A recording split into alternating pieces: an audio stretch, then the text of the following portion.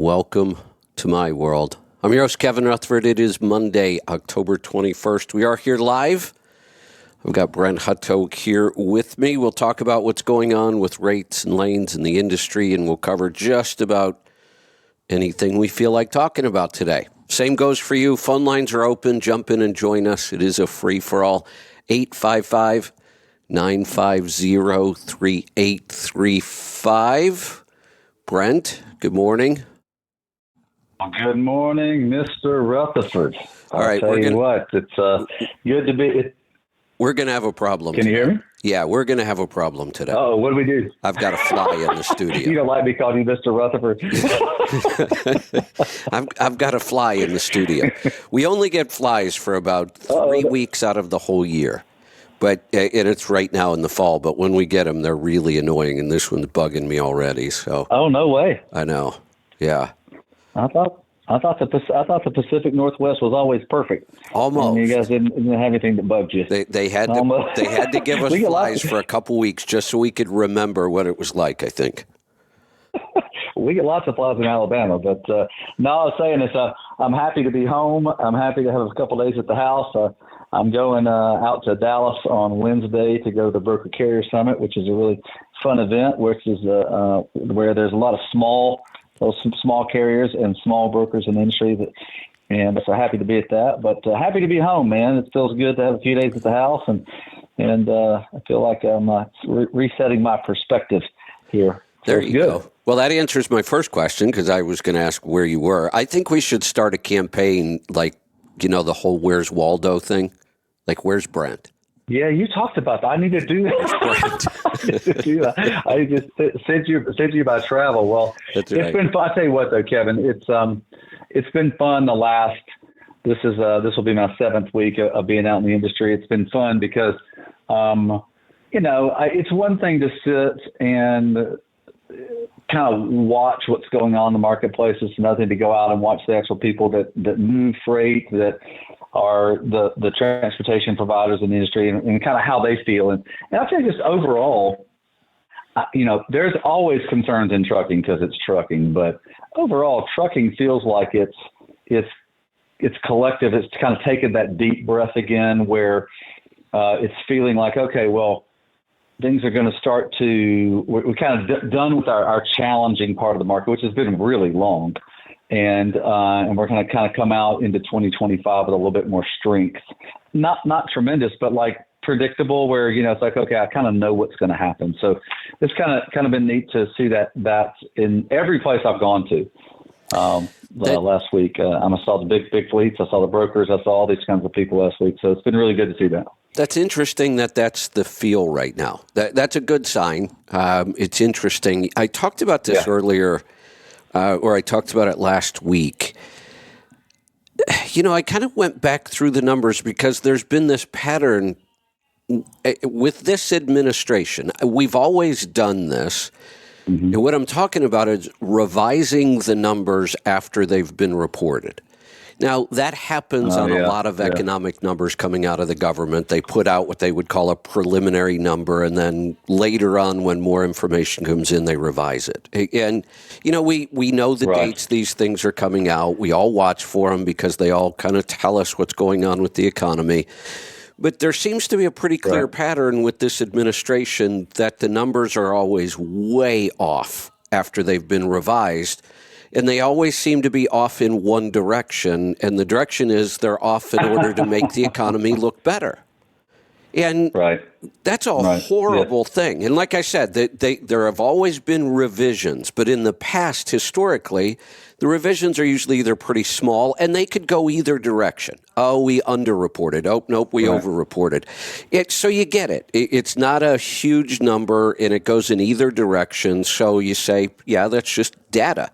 We know that data has issues like that, except with this administration, a number gets reported, like unemployment or the number of jobs added. They've really messed with that one a lot. And it makes it look like the economy's adding all these jobs. And we've talked about it. I would look around and say, where are all these jobs coming from? These numbers don't seem to reflect what we're really seeing in the real world. Well, then months and months later, quietly, you find out that wasn't the right number. They keep revising these numbers. They did it on inflation. They continue to do it on inflation. They just came out again and revised a number from months ago. I was trying to go back and actually plug in the right numbers after the fact. It looks to me like we've probably been in a recession for about 2 years, but they don't report it as a recession. And we also know that trucking is kind of a leading economic indicator, and we feel like we've been through a recession. Yeah, I think the thing that throws where the economists are looking at recession or not is just in overall purchasing in the United States. And there's some areas where there's struggles, but overall purchasing has been what they define as maintenance mode. Now, depends on who it's serving, who it's serving when they look at maintenance mode. But yeah, it does feel like that. Here's the thing that throws me off. We've had the government, our federal government has reported no real recession, yet we had inflation, significant inflation over what it was. And inflation has been coming back down in the United States over the last 24 months or 18 months. And here's the thing, if you know anything about economics, is that the number one way to move inflation back downward is to create a recession. So how have we not had a recession and inflation's come down? I'm trying to figure that one out. Yeah, well, and then the way they report the inflation drives me a little crazy. They say inflation is down when that's not correct. The rate of inflation is down. Inflation is not down. Yeah. Inflation is still extremely elevated and continues to go up. It's just not going up as fast as it did maybe last month or last year, and they make it sound like it went down. Yeah, it is baffling how, I learned this in golf. It's called, golfers call it pencil whipping the score. That's right. In other words, yes. I shot an 81. But you took a mulligan on these 3 holes. You moved your ball on that hole. And the government's kind of playing pencil whipping things kind of back and forth to make themselves feel good or look good or whatever else. And when we in the real world, we're still dealing with things that are challenging, where housing is even less affordable this year than it was last year at the same exact time. Last year, if they measured on a 100-point scale, so 100 is housing is affordable. If it's above 100, it's more affordable. If it's below 100, it's less affordable. Last year, it was like 74, which means it's not affordable. This year, it was like 68. It went even lower. So if the economy has been so great, and I'm not saying it's been terrible, I'm just saying, but if it's been so great, how come housing hadn't changed at all? Well, and how come housing hasn't changed at all is another good question. It should have by now. When you look at what's happened with interest rates, with inflation, with the slowing economy, the market should have almost collapsed, really. I was reading a real estate analyst last week, and they're just as confused about the real estate market as we are about the trucking market. Nobody really understands why these markets are acting the way they're acting. They're not following the patterns that have been historical for decades. Here's another weird one. So, what you got? Are you watching the polls? I am watching the polls. Definitely, I'm watching the polls to see sort of sentiment. So almost every poll I look at, whether it's a Fox poll, which should be more conservative, a CNN poll, which should be, they're almost all razor thin everywhere. Like almost every state, the overall, almost every number we track is within the margin of error, which means there's nobody leading. That this is a dead heat. It's when you look at all these polls, except one. Have you seen the Polymarket poll? Do you follow that one? I have not. What does it say? So the Polymarket, it's not really a poll. It's a betting site. Oh, well. So you can go bet on who wins. And this Polymarket, and it's polymarket.com, if you want to go look at it, it tracks how people are betting. And you can bet on Trump's going to win, or you can bet on Harris is going to win, and the prices change. But right now, it is like 62% to Trump, 38 to Harris in the poly market. It's like a slaughter. It's not even close. That's amazing. And this is kind of what's the driving sort of, what are some of the thoughts for why it's that way?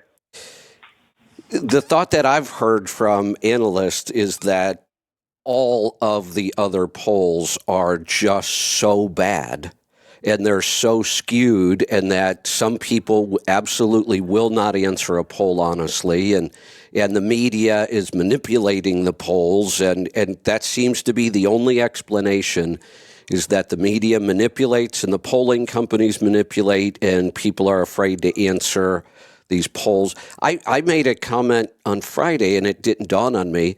I said, this election seems really weird in that I'm not seeing hardly any election signs for president. I mean, our little town is covered with election signs for all of our local races. Almost, I don't know if I've seen a single presidential sign in our town. I haven't seen bumper stickers this year. And when I said it, I was saying, I don't understand why it seems so different. And Joel said, immediately said, Kevin, people are afraid. They don't want the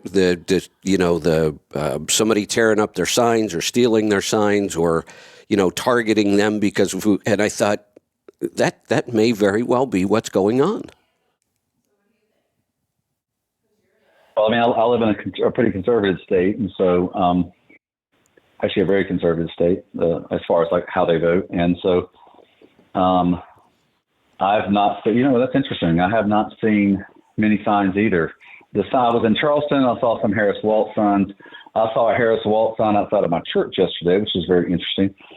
Now I live in a college town, so you have a lot of the professorial types that tend to be moderate, even libertarian, or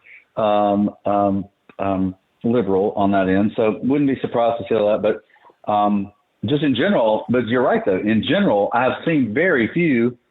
I'm voting for so and so or support so and so. Just seeing very few, and maybe some of that, maybe some of that is just the social media world we live in. People go, why don't you put a sign in the yard? I'll just put it on my feed. Maybe where there's more people that see it. Maybe, I don't know.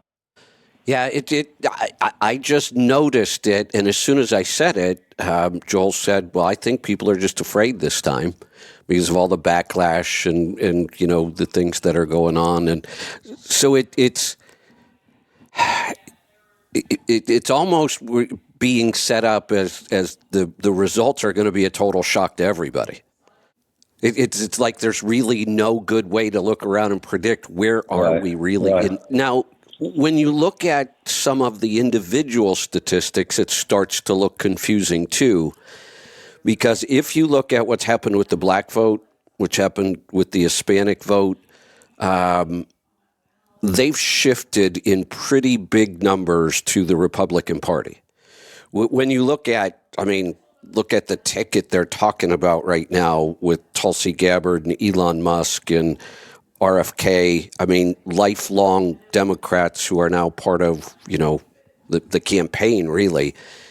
There seems to be a big shift, except the polls do not show that at all. If you would take last year's numbers or last election's numbers or the last two that Trump's been in, and you look at the percentage of black and Hispanic vote he got and how close the election was, and then you project that into this election, and it shouldn't even be close. But yet it's razor thin everywhere. A lot of it just doesn't make sense. Well, I'm with you. I think the thing, you may have hit it in the beginning, which is you talked about the signs being in the yards. And so if you used to vote a certain way, then your social circle is typically, not always, but typically in that sort of circle. People want to always be in the echo chamber. They want to be around people that agree with them. And I understand that. But if you have concern about, it's I always love this. It happened many, many years ago. And it may have been Bill Clinton that said this. When he said, it's the economy, stupid. Oh, that was James it's Carville. Always the economy. That was who? James Carville. Okay. Well, he did say that, right? I just thought maybe I'd heard It was during because it was during people Clinton's always election. vote. People Right. always vote. Yeah, go ahead. No, it was during Clinton's election. That's why you're remembering that way. But I'm pretty sure it was James Carville that said it. Yeah. That makes a lot of sense. So I just look at it and go, people are still looking at, no matter whether you like or dislike people, they're still going to vote with their pocketbooks, because in the end, the administration's policies are what we all live with. And it's one thing to go, okay, well, and by the way, I heard a a Washington insider analyst person say last year, after Biden had won, I was at a meeting, and this person was presenting, and they presented every year last few elections. And she said if Trump would have handled the pandemic better, in other words, in the liberal and moderate eyes, if he would have handled it better with maybe more compassion, then he would have won this election too, easily. But people were so like the middle 4 or 5%, 6% that swing elections, were voting with the God, maybe this guy will do a better job on the pandemic because I'm still afraid. Yeah. I'm still concerned. Or I've got, so, I mean, she was emphatic. I even challenged her on a couple of questions. She was emphatic. She was, no, there's just no way to look at these numbers and go, Trump doesn't win. If he handles this, if he gets more of these people in his court, he wins easily. And so I think you fast forward into this election where, Kamala, it just isn't, she's not presenting enough substance for people to go, well, I believe in that. Yep, And right. so they're looking at a guy who handles the economy better than others, and we're going to vote with our pocketbooks. This is maybe, but the people that might vote for Trump that would have normally voted for the Democrat are going to say, well, I'm voting with my pocketbook, but I'm not going to tell anybody. So I'm not putting a sign in my yard. I'm not saying anything. I'm sure not going to vote. I'm sure not going to respond to a poll. I'm just going to be quiet until voting day, and that 5% is going to shift, and Trump wins easily. So we'll see if that happens. I don't know if it's going to happen, but it seems plausible. So it does seem plausible, and that kind of is an explanation of what's happening. I'll go a little further on this Polymarket poll, because you can go back historically on this. Mm-hmm. If we go back to May, when Biden was still running, in May, it was neck and neck with Trump and Biden, like 47, 45. Oh, right, I mean, right. It was bouncing back and forth. But by July, Trump was at 60%. Biden had dropped it. Well, that was after the announcement. So right before the announcement, Trump was at 63. Biden was at 20.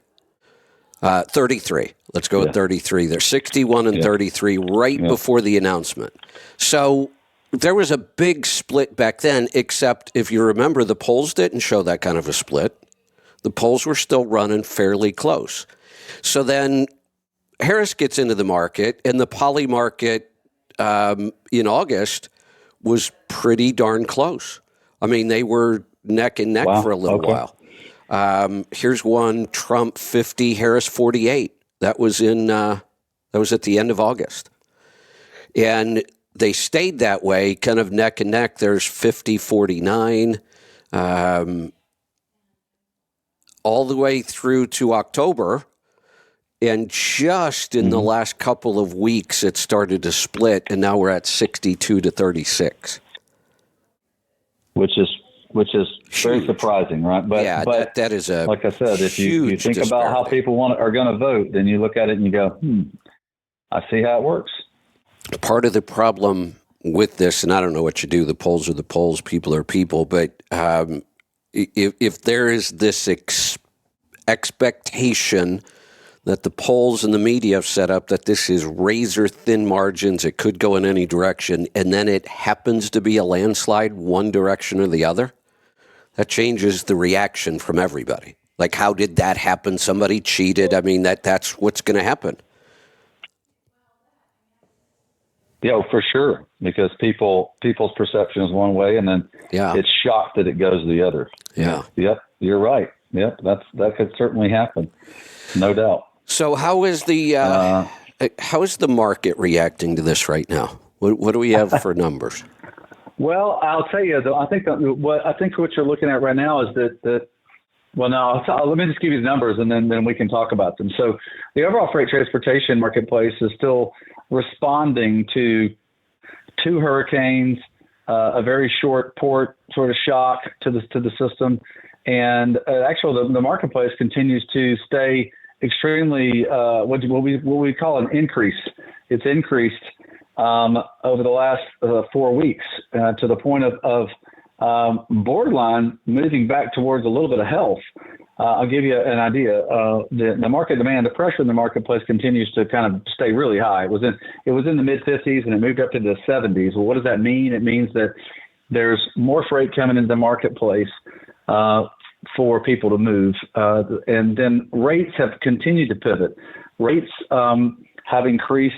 They just this past week, the overall rates, Kevin, have increased from 226 to 229. Now remember, those are posted rates, but here's the thing they'll get you. I'll give you the first two, then I'll give you the thing that surprised me the most. Flatbed went up 1 cent. It's 231 average in the marketplace. Week 1 of this year was 227. So it's over the very first week of the year.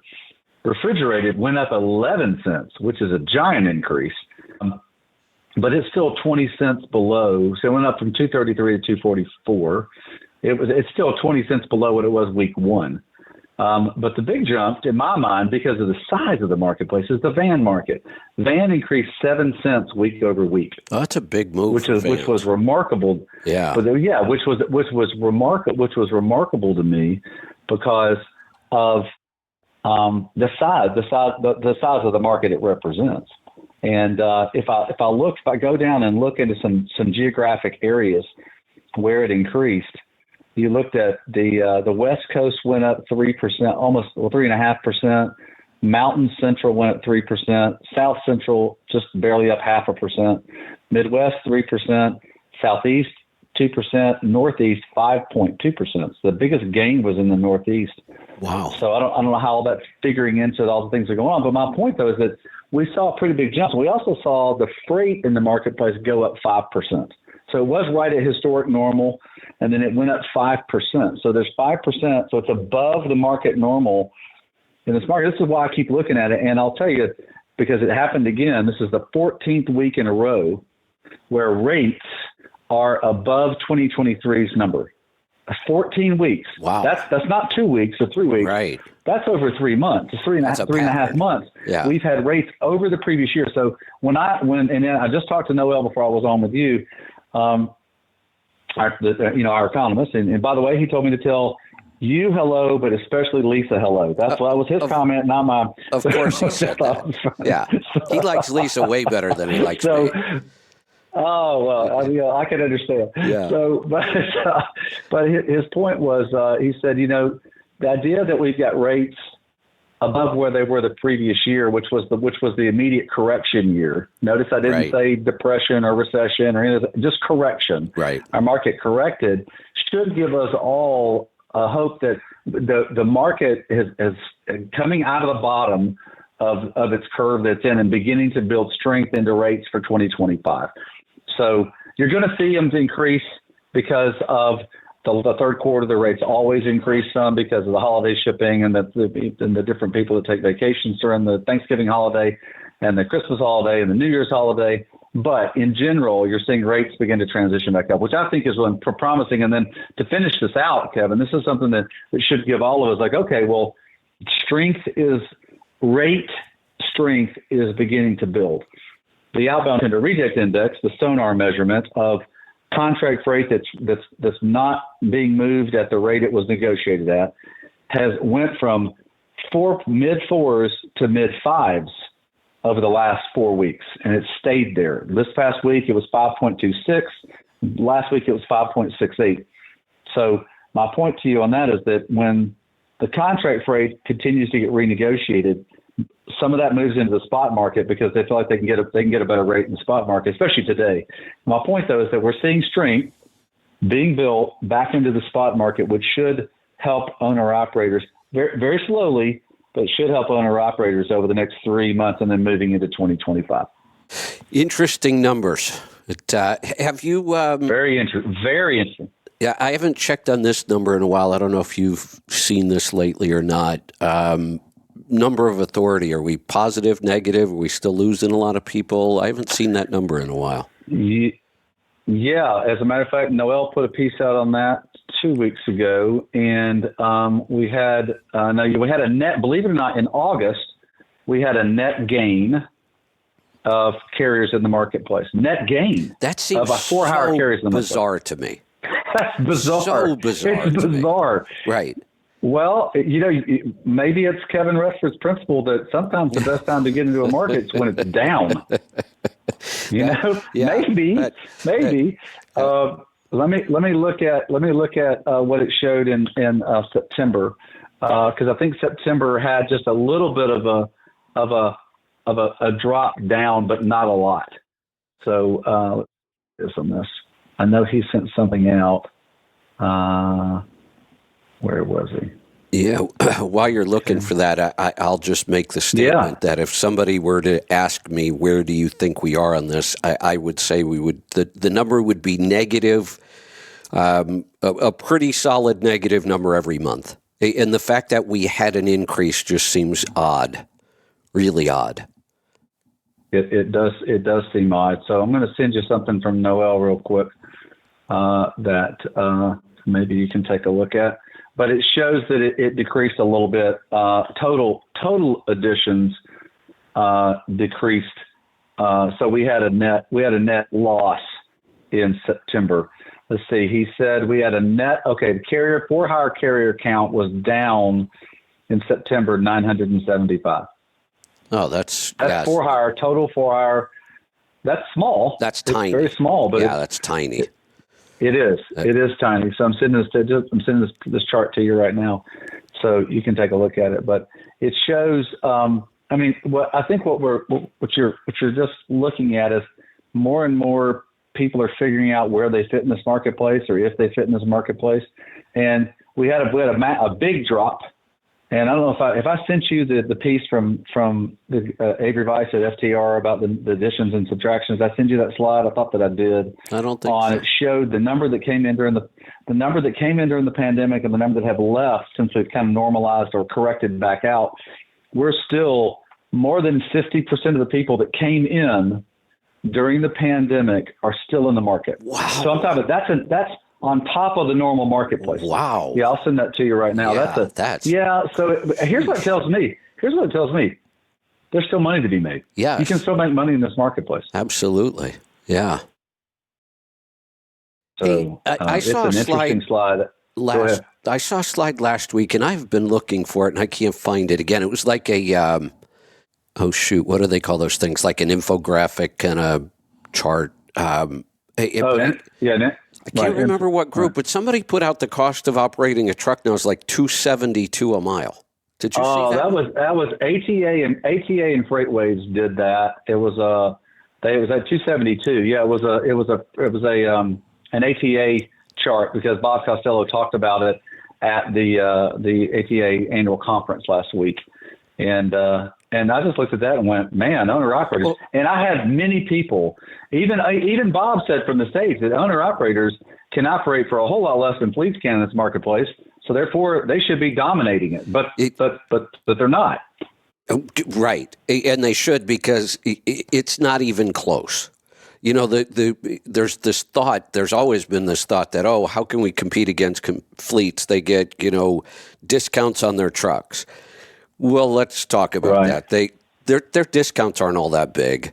Many of these fleets have complicated arrangements with OEMs where they buy so many trucks and they're guaranteed a price when they turn them back in, and it's a big deal for them to try to manage that cost.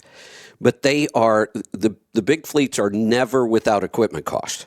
They don't run trucks, never. For a million miles after they've been paid off. It is a constant cost for them, the cost of acquiring new trucks, and they're turning them over.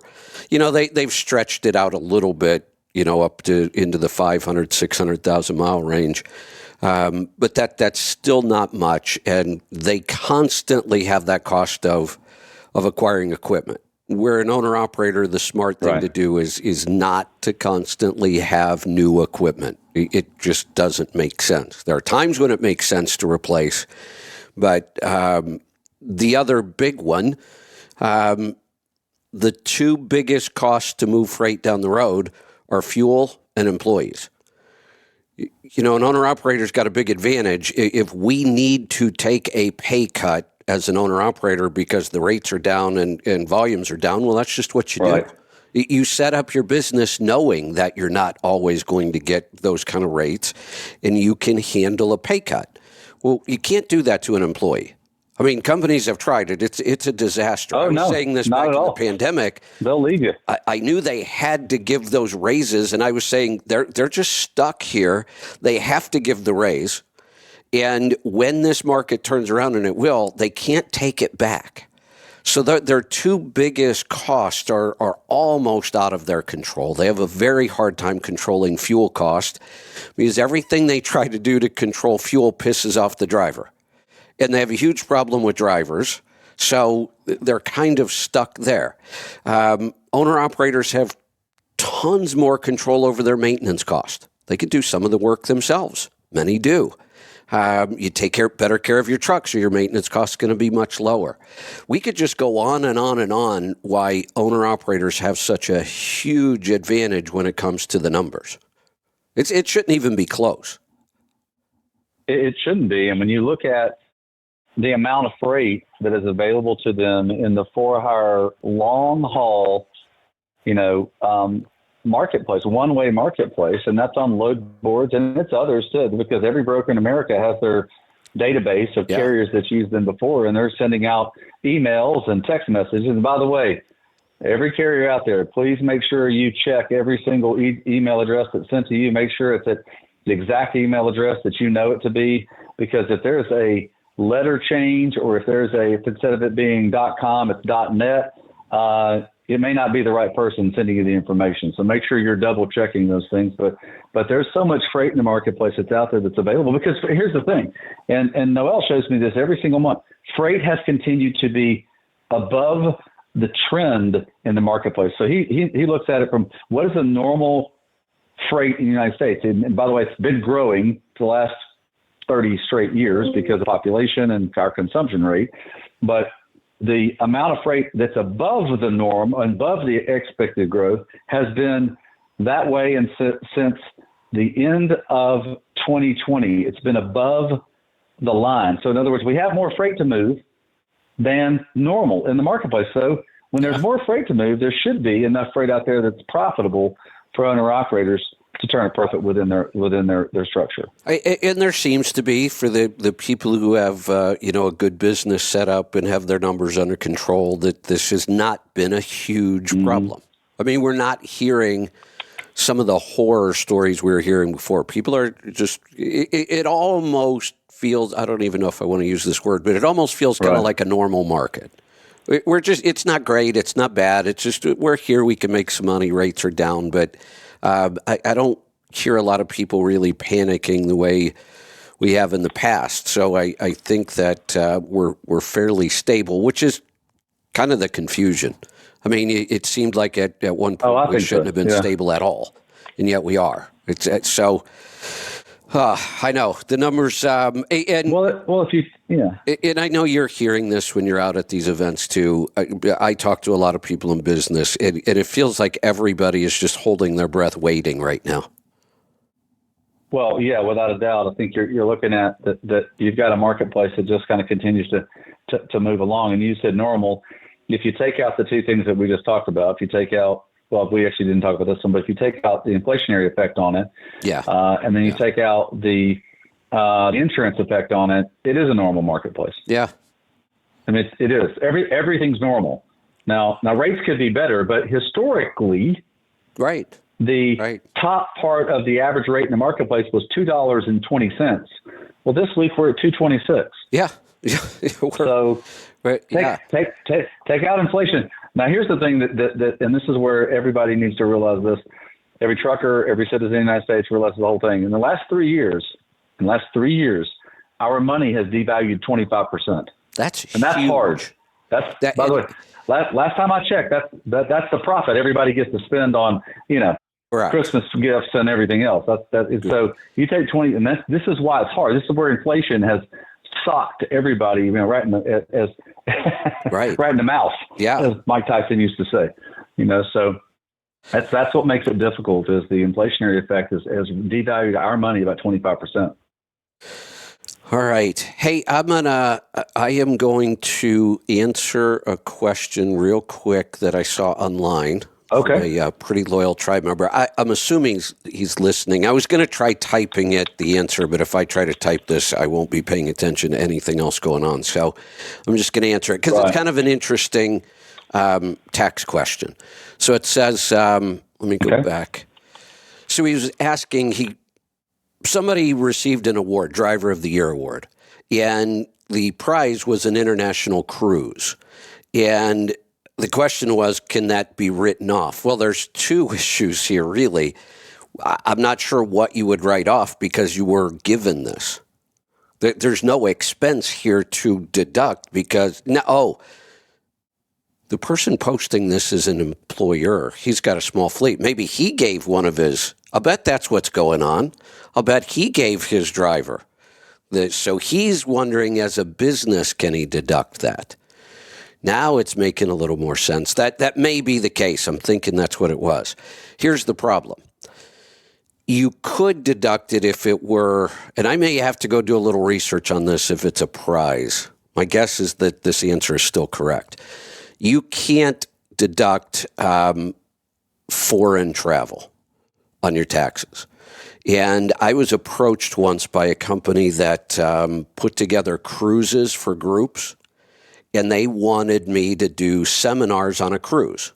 And they came to me with the deal and they said, we make all the arrangements, we handle all the tickets, we handle everything. You just show up, do the seminars. And the way they were going to pay me was they would give me a certain number of cabins, rooms on the ship. And I could do whatever I wanted with them. I could sell them, I could give them away, we could do whatever. And that was how I was going to get paid. I'm not a big fan of cruises. I've been on one in my life, and I kind of hated it. But I was thinking about doing this, and then I went and did all the research to see if the people coming, if they would pay for this, could they deduct it? Here are the rules. You actually can if it meets certain criteria. One, there has to be a business reason for the cruise. Well, there was. We were going to do seminars, so that works.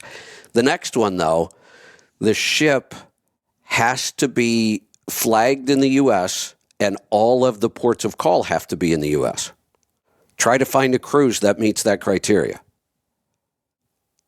Brent? That's going to be a little challenging. I actually found one. I found one cruise that meets that criteria because most of the cruise ships in the world are not flagged in the United States. That's the first one. Oh no, they're not even domiciled here. Right. Yeah. And then most of them aren't going to go to ports just in the United States. You're going to go to the Bahamas or Mexico or wherever. Turns out though there is a 7-day Hawaiian island cruise, and the ship is flagged in the U.S. Oh, okay. So if you can get over to Hawaii, and it starts in Hawaii. I mean, the whole cruise is in Hawaii. It just cruises around the islands. That's the only one I could find that would qualify. Well, I got it. Okay, well then how'd you handle it then? We just didn't do the cruise, which was fine with me because, like I said, I really don't like cruises anyway. I was thinking about doing it just because it would be unique and people like cruises. And when we talked about it, a lot of people said they would sign up. And I said, well, if we can figure out a way to make it tax deductible, we'll do it. And you couldn't. Unless we were all willing to fly over to Hawaii and do a 7-day cruise over there. Right. Huh. All right. What do you say we take some phone calls? Oh, man, I'd love to. That'd be fantastic. Let's do that. Let's go to Idaho. Talon, welcome to the program. Hey, Kevin. So I noticed the other day before I left home that around my town there's quite a few Harris Waltz signs up. The big problem with that though is I live in Canada. Yeah.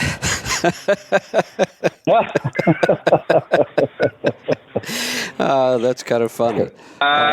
Yeah. Now Interesting. we are having provincial elections right now, and I had to stop and take a second look, but they do in fact say Harris Waltz on them. Do they really? How? Yes. The story just gets more and more bizarre all the time. It seems odd to me that Canadians would take the time to put an American political sign in their yard. I mean, it does affect us, but it's not like we can vote, so what does it matter? Yeah, of course it affects you, no doubt, but you're right. You can't change anything. It just seems odd. Hey, Brent, here's another one. Trump sign, yes, sir. I saw that was kind of an odd trend. I've never seen this before. And it kind of goes along with maybe this is why you're not seeing as many signs this year. But there are plenty of videos on social media where people put signs in their yard and then electrify them. Oh, I saw one of those. That was really quite shocking, as you can say. That's right. Well, I mean, look, here's the thing, man. We need to respect private property no matter what. I don't care what's going on. Private property is private property. You better stay off of it. Or look, it's buyer beware at that point. So the guy that got shocked that was trying to do what he's doing, it's quite comical to see his reaction. Yeah, it is. I agree. Talon, what else you got? Have you heard from Bruce? I'm wondering how he made out with the hurricane down there. The last thing I heard from Bruce about that was he was putting the property up on the market and going back to Colorado. Well, at least you heard from him. That's a good sign. Yeah. Is he going to be on tomorrow? I believe he will be on tomorrow. We usually don't know till kind of the morning of with our guests the way things work, but I think he's going to be on tomorrow. And it was really bad timing for him. He just bought that Florida property a couple of years ago, and he's been hit every season since he's owned it, I think. Oh my! Yeah. Where is he located? The Southwest, somewhere down around. I think it's south of Fort Myers. I think he's. Okay. I think he's down close to like Sanibel and Captiva Island, but he's on the mainland down there somewhere. I just forget where. Right. Clearwater. Right. I don't know where, but he's only had the property a couple of years, and he kind of moved out of Colorado. Bruce has been a big snow skier his whole life, so he spends a lot of time out in Colorado. But a couple of years ago, he just said, I'm not skiing nearly as much as I used to. It's really cold out here. I'm tired of plowing the driveway all the time. He moved to Florida. Right. Now he's going back to Colorado. I guess the snow and the cold is better than hurricanes. Oh, my goodness. I bet. Yeah, no doubt. Well, you get tired of having to dig out. I've had to do that. And I tell you what, if a tornado would have torn my house up again, I might have moved. Yeah. One time's enough. Go ahead. I don't know if you ever met him or not, but the guy that did our negotiation training for us at the CMC, George Gallimore, and it was a big thing. We did I did not know him. Yeah, a whole day of negotiation training. He had been with us for years. He lives in Houston, and I have completely lost track of how many times his house has been completely flooded in a hurricane. He's got like a target on his back over the last 10 years or so. Every hurricane that comes through Houston, he gets flooded. I mean, like completely flooded. Wow. Yeah. I don't know how he does it. Me either. That's amazing. Yeah. So it's tough. Yeah. This is the one of the struggles I know is that when they look at the property damage, they talk about hurricanes getting worse, and there was the NOAA guys, the National Oceanic Atmospheric guys, said we're going to have potentially more hurricanes this year than we had in previous years. And so far that's holding true. But I always look at the things where they talk about damage to property. And I think that's more, there's two things you want to look at. Is you want to look at damage to property, and then you want to look at death. And usually the damage to property continues to increase because we continue to build things right in the pathway of problems. But deaths tend to not increase. Now, granted, the stuff that happened in North Carolina was unanticipated. Correct. So Right. it's interesting to look. I look at those things pretty directly because I've been involved in one. Yeah. Yeah, absolutely. And I lived in Orlando, the year we got hit with 3 in one summer. I've been through them too. Right. It's quite an ordeal. It's interesting. I follow a guy on X, and he's young, like 22, 23 years old. He's just finishing up a degree in meteorology. So he's just finishing up. He's still kind of a student. One of the most intelligent, well-spoken, logical people. He's really. I swear, I almost think that it's a satire account, and he's really 63, not 23. I'm just really, just really well-spoken, and he's got a big following, and he basically just continues to break the myth of climate change, and he does it very logically with nothing but the past. When they make this claim, oh my God, these hurricanes keep getting worse and worse. It's absolutely not true. It's not even close to being true. There's no truth to that statement at all. And he goes back historically and he says that the way that they do this is they just pick some random cutoff number and say, this is the worst storm we've ever had since this date. Well, okay, go back another 50 years and you'll find out we had 4 more that were way worse. So they just use these random cutoff dates, and he just lays out all the data, and he'll say, here's the data. You tell me if it's getting worse or not. And he gets, this guy gets attacked like nonstop by the climate change people. And he just handles it so well. And he has shown that there has been no increase in number, no increase in strength, no increase in severity. The only increase that they can point to, and you just explained it, is the economic impact. Well, there's 2 reasons for that. Right. Inflation, one, you got to take into account inflation. Of course, it costs more to replace a house now than it did 100 years ago. But 2, for sure it does. Yeah. We built lots of properties in hurricane zones because the hurricanes tend to be in places people wanted to live. We had a huge migration into the southern part of this country. And we put everybody right in the path of the hurricanes. And he just shows over and over and over. And then they'll start on him, well, the temperature keeps going up. And he'll show them historically, no, it really hasn't.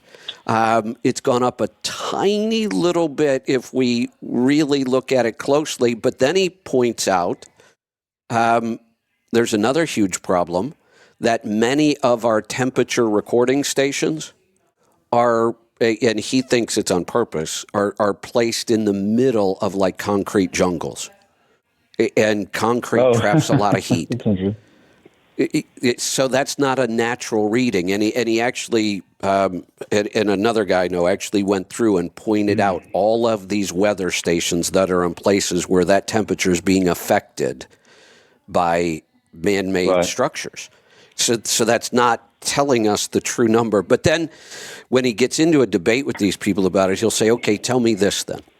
This is kind of like you were just talking about a normal market in trucking. We kind of look back and say, historically, this is about a normal market. And he'll say, okay, if you think the Earth's getting hotter and it's going to kill us all, tell me what the temperature of the Earth should be. And nobody has an answer. Nobody knows what that number should be. And is it really bad if the Earth gets hotter? It's easier to live in a hot climate than it is a cold climate. You can grow food. I mean, we should fear an ice age far more than we should fear a little warming. Yeah, well, no doubt. And do you remember when we were kids? I just remember this distinctly when I was in 4th grade, that we were going to have, they were talking about a second ice age. Yeah. And because they were talking about it getting colder. Right. Now, 4th grade was anybody on the call? 4th grade was 1976 for me. So I remember it distinctly because it was the bicentennial year. America turned 200 and blah, blah, it was great. But they were talking about, we got to be careful because the ozone's changing and the temperature's dropping. Right. And here's the thing as I've gotten older and I haven't done a ton of research, but I'm curious like you. So I'm always looking at things going, okay, so what's the reality in this? And the reality in this is that we've only really been looking at weather changes for it's less than 100 years. Right. So what do we truly know about the warming and the cooling of the earth? Because is it just a cycle that Correct. it normally goes through? Because last time I checked, about 70% of the earth is covered in water. Yeah. Yeah. It is a cycle, and we haven't been around long enough to see the patterns. I'm with you on that. So look, I'm all for protecting our environment. I know Me too. You love the environment just like anybody else does, and I'm all for that. I'm just not for wrecking an economy to do something that. Sorry, believe it or not, I'm driving to a dental appointment. I have a dentist appointment. So, but I'm hey man, I'm always moving. That's right. I'm just not for wrecking an economy. In order to do something that there's not enough evidence to say that it's actually number one that we humans can do anything about it. That's my point. I think it's interesting that we have these people on the planet that think and say I don't fundamentally think we can, but for some reason they believe we can. So I think most of it's a cycle. But we need to be good stewards of what we've been given, which is you live in a beautiful place. I live in a beautiful place. The world's a beautiful place. We should take care of it, no doubt. I agree. But the most beautiful thing on the earth are human beings, and we need to make sure the human beings survive. So good point. That's pretty important. All right. Hey, let's. We're coming up in the top of the hour. Let's grab a couple calls before we let you go. Stephanie in Illinois, what's on your mind today? Morning, Kevin. Hey, I had a couple of things. First of all, book recommendation. Okay. Oh, fantastic. Go ahead. Okay. I recently read a book by Dr. Mindy Pelz. It's called Fast Like a Girl. And I think possibly Sarah may have recommended this book before, but it's a relatively new book. It came out in 2022, but it incorporates fasting along with a woman's natural cycle. And so yeah, it takes a little different approach to how women should fast differently than men and all the hormonal differences and things. So she puts graphs in there to make it easy to understand, how to time your fast correctly over your cycle. And yeah, most of her dietary teachings seem to fall in line with what we talk about. So I love that. I think most of us in kind of the holistic natural health world have come to the conclusion that at the very least we can all agree that we should all eat real whole food the way it exists in nature. Mm-hmm. And the fewer packaged processed foods we eat, the healthier we're going to be. We still have a split about how much of that diet should be animal products and how much of it should be plant products. But for the most part, we're all agreeing it should be real whole food the way it exists in nature. Towards the plant products, but just take her recommendations on when to eat carbs and when not, and when to fast according to your cycle. And I put this book right Stephanie, up there with Eat the Yolks. Yeah, let me address this. I haven't read the book yet. Easy read for Good. I haven't read the book yet, so I can't say anything about the specific recommendations. But let me tell you what my big picture response is to this, and you might be surprised. I kind of look at this as,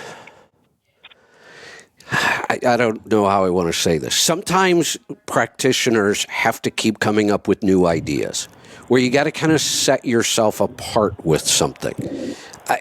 When I read the book, one of the things I'm going to be looking for is the evidence, and I don't mean it has to be some big giant study.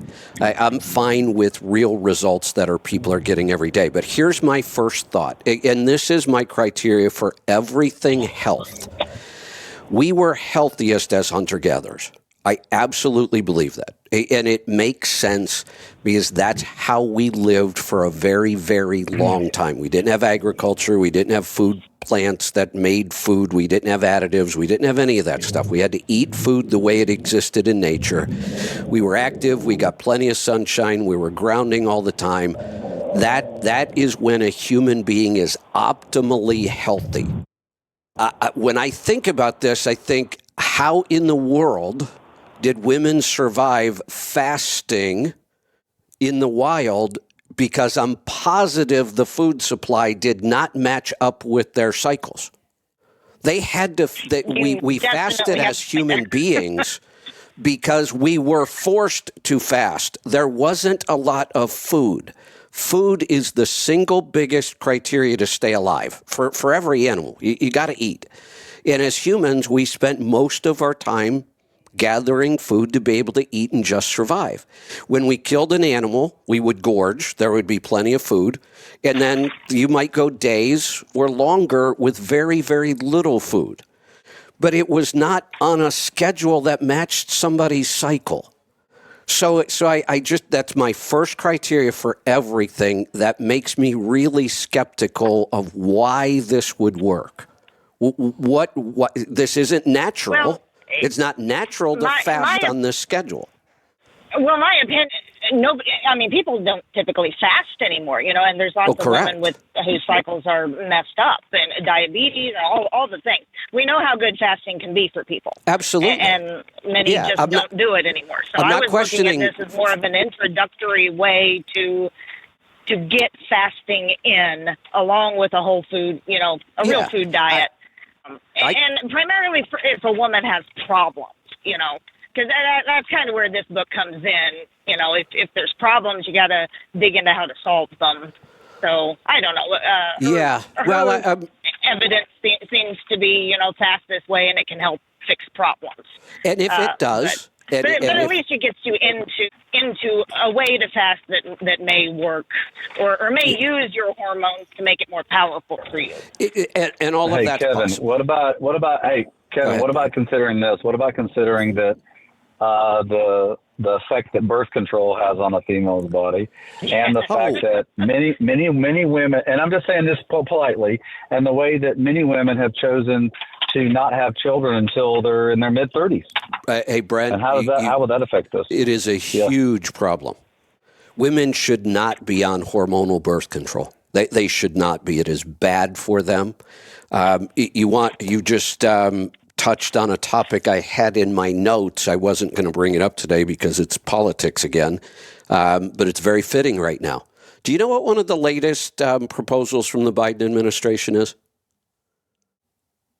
No, what's that? I give up. It fits a pattern. It involves something free. They are just so stuck on this free thing. We're going to make everything free. Their latest proposal, over-the-counter contraceptive should be free. Why? What logic is there behind that? In fact, if you believe Elon Musk, and I tend to believe Elon Musk, our biggest problem in the country and the world is a population collapse. Not too many babies, not enough babies. If anything, we should be encouraging people to have babies. But even if you don't want to, why in the world should all of us pay for everybody's contraception? Oh, we absolutely shouldn't. No, we shouldn't.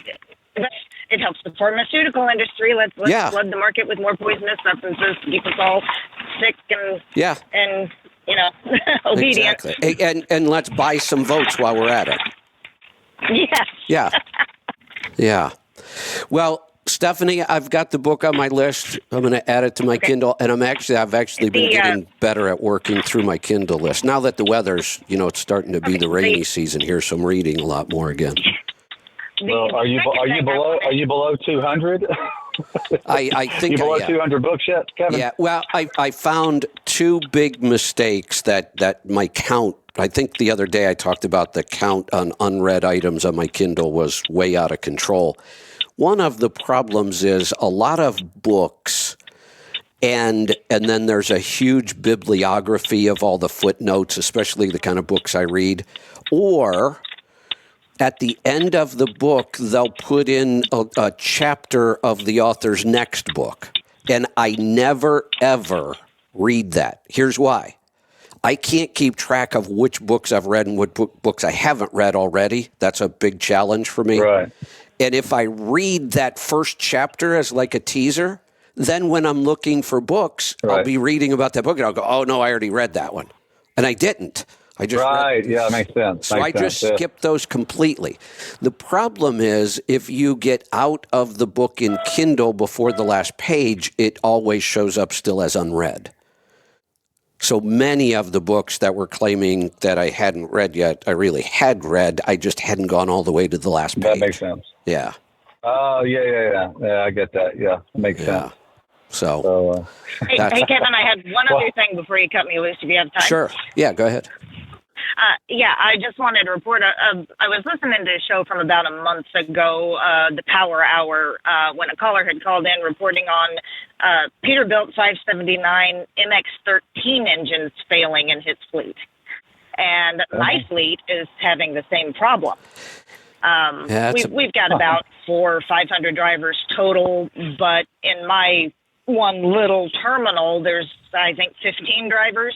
We've got about 5 of those 2024 Pete 579 with the MX-13 engine.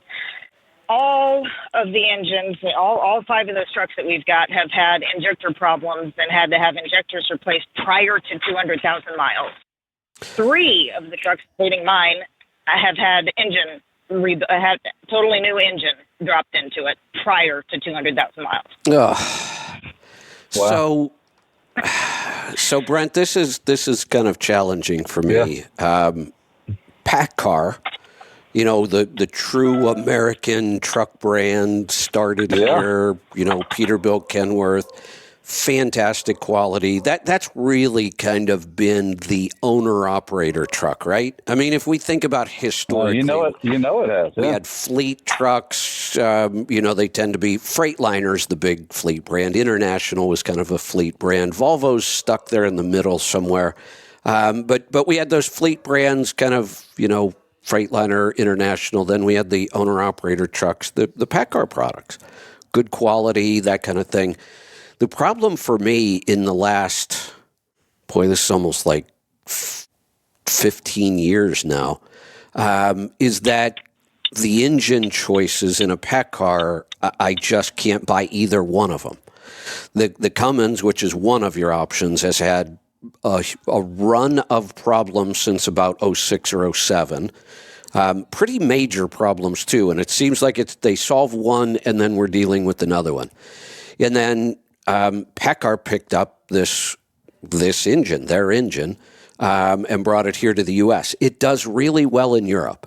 It's a pretty popular engine in Europe, does pretty well. Here it's been kind of a disaster. There's not that many of them. There aren't that many technicians that know how to work on them. The performance hasn't been that great. Fuel mileage is a little sketchy. And now we're starting to hear some of these like major problems that happen in batches with this engine. So it's almost impossible for me anymore to get excited about trying to buy a PACCAR product because I don't. There's no engine I would want to put in it that's available.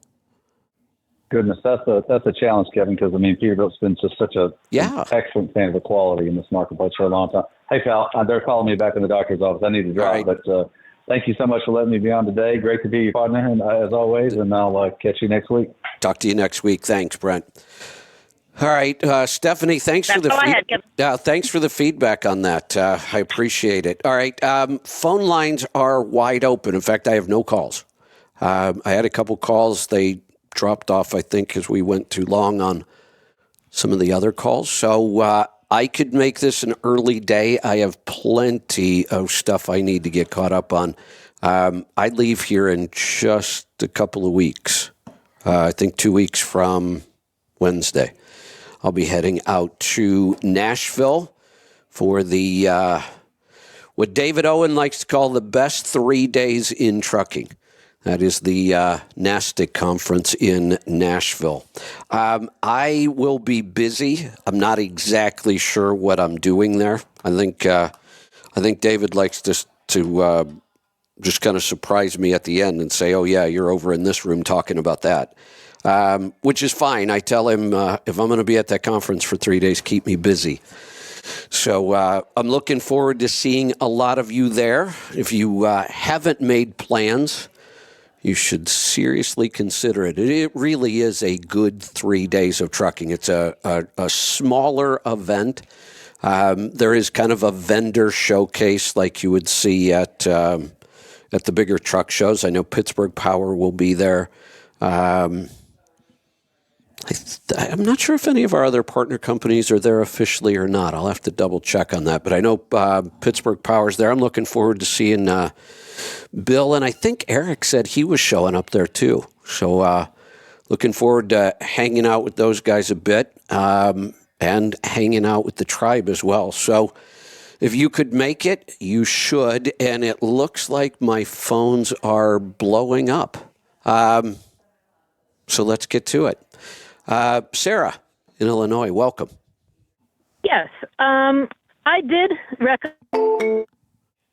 Hold on. I don't know what's going on. We were having such good luck. Ready to connect. Click connect to show now. You are connected as the host. Welcome, host. You are now in the host room and can manage your callers from the Call-In Studio web interface. Audio recording is on. That, like the week before your period, you should not fast, Sarah? Not focus on. Sarah? Yeah. I lost my connection right when you started talking, and I just got reconnected, Okay. so nobody heard anything you said. So you got to start all over. Sarah? I just lost it again. Hold on. Ready to connect. Click connect to show now. You are connected as the host. Welcome, host. You are now in the host room and can manage your callers from the Call-In Studio web interface. Audio recording is on. I think he's losing his connection. All right, I'm Hello? back again. Twice. I just keep losing my connection. I don't know what's going on. Try that again. Okay. Fast Like a Girl.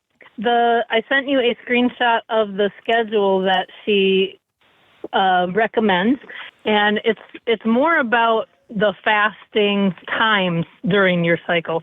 Like the beginning of your cycle when you're bleeding, she says it's more beneficial just, you can do a 14 to 36 to 72 hour fast. It helps your body just flush everything out.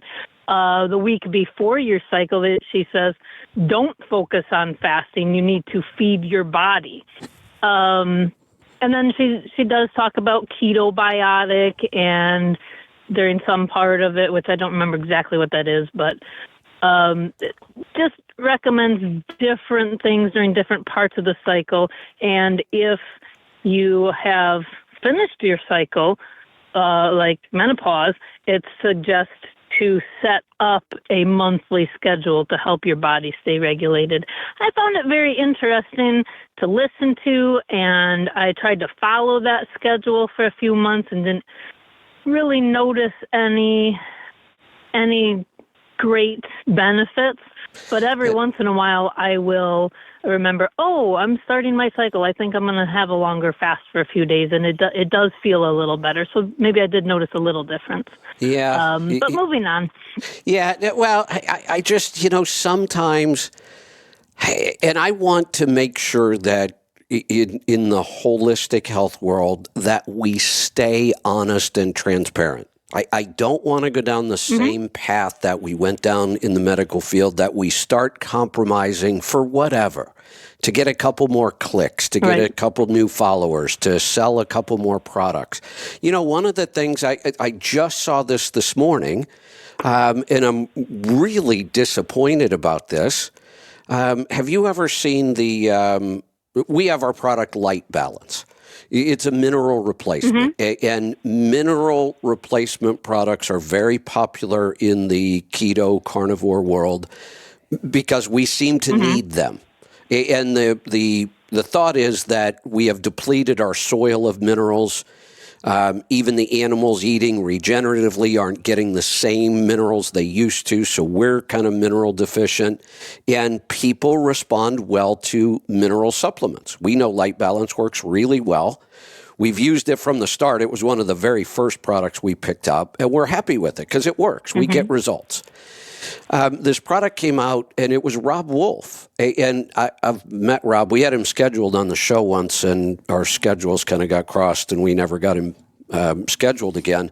But I met him at Paleo FX, talked to him. He has been a huge influence in the whole thing. He goes way back to the original movement of paleo. He's written a couple good books. He's done good documentaries. I love what he does. He started that company. LMNT is this mineral replacement, and it looked great to me. I mean, we have Light Balance, so I don't need that, but it looked like a good product to me. Now, theirs is flavored. So Light Balance it just tastes like salty water. So you put it in your coffee, you put it in bone broth, it just makes both of them taste better, but it's not sweet and it's not flavored. Well, a lot of these mineral replacements are flavored, so you just put them straight into water and drink them. And they claimed that they had a tiny little bit of maltodextrin in the product. And another doctor that I follow, who probably is going to be on the show soon, he put out a post today that it turns out there's like 10 times more maltodextrin in that product than what they're claiming. Wow. Yeah. Yeah, I hope there's some good explanation for how or why that occurred, and it wasn't just somebody being dishonest. Yeah, that is troubling. I think what happens is companies know that people are addicted to sugar. Yes. And so they want to provide that sweet taste that people want in order to boost sales of their stuff. And if people try something and it tastes good to them, sometimes because it's sweet, people will buy more of it. And it's just a driver of sales, but you're not really thinking about the ending health effects of if you taste sweet, whether or not there's sugar in there, your body is going to react. That's a really good point. And then I think the bigger point here is just the honesty. Come on. I mean, if this was a legitimate mistake and you can show that, okay, great. But I'm a little concerned. And I posted, this is something we have to deal with constantly. Like I thought I was done reading labels because I don't bring a lot of new products into my own world, and we don't bring a ton of new products into the store. We take our time, we do the work, we make sure there's no ingredients in these products that we don't want in there. But I am finding now that I have to constantly read labels because these companies keep changing things without telling anybody. I mentioned the other day.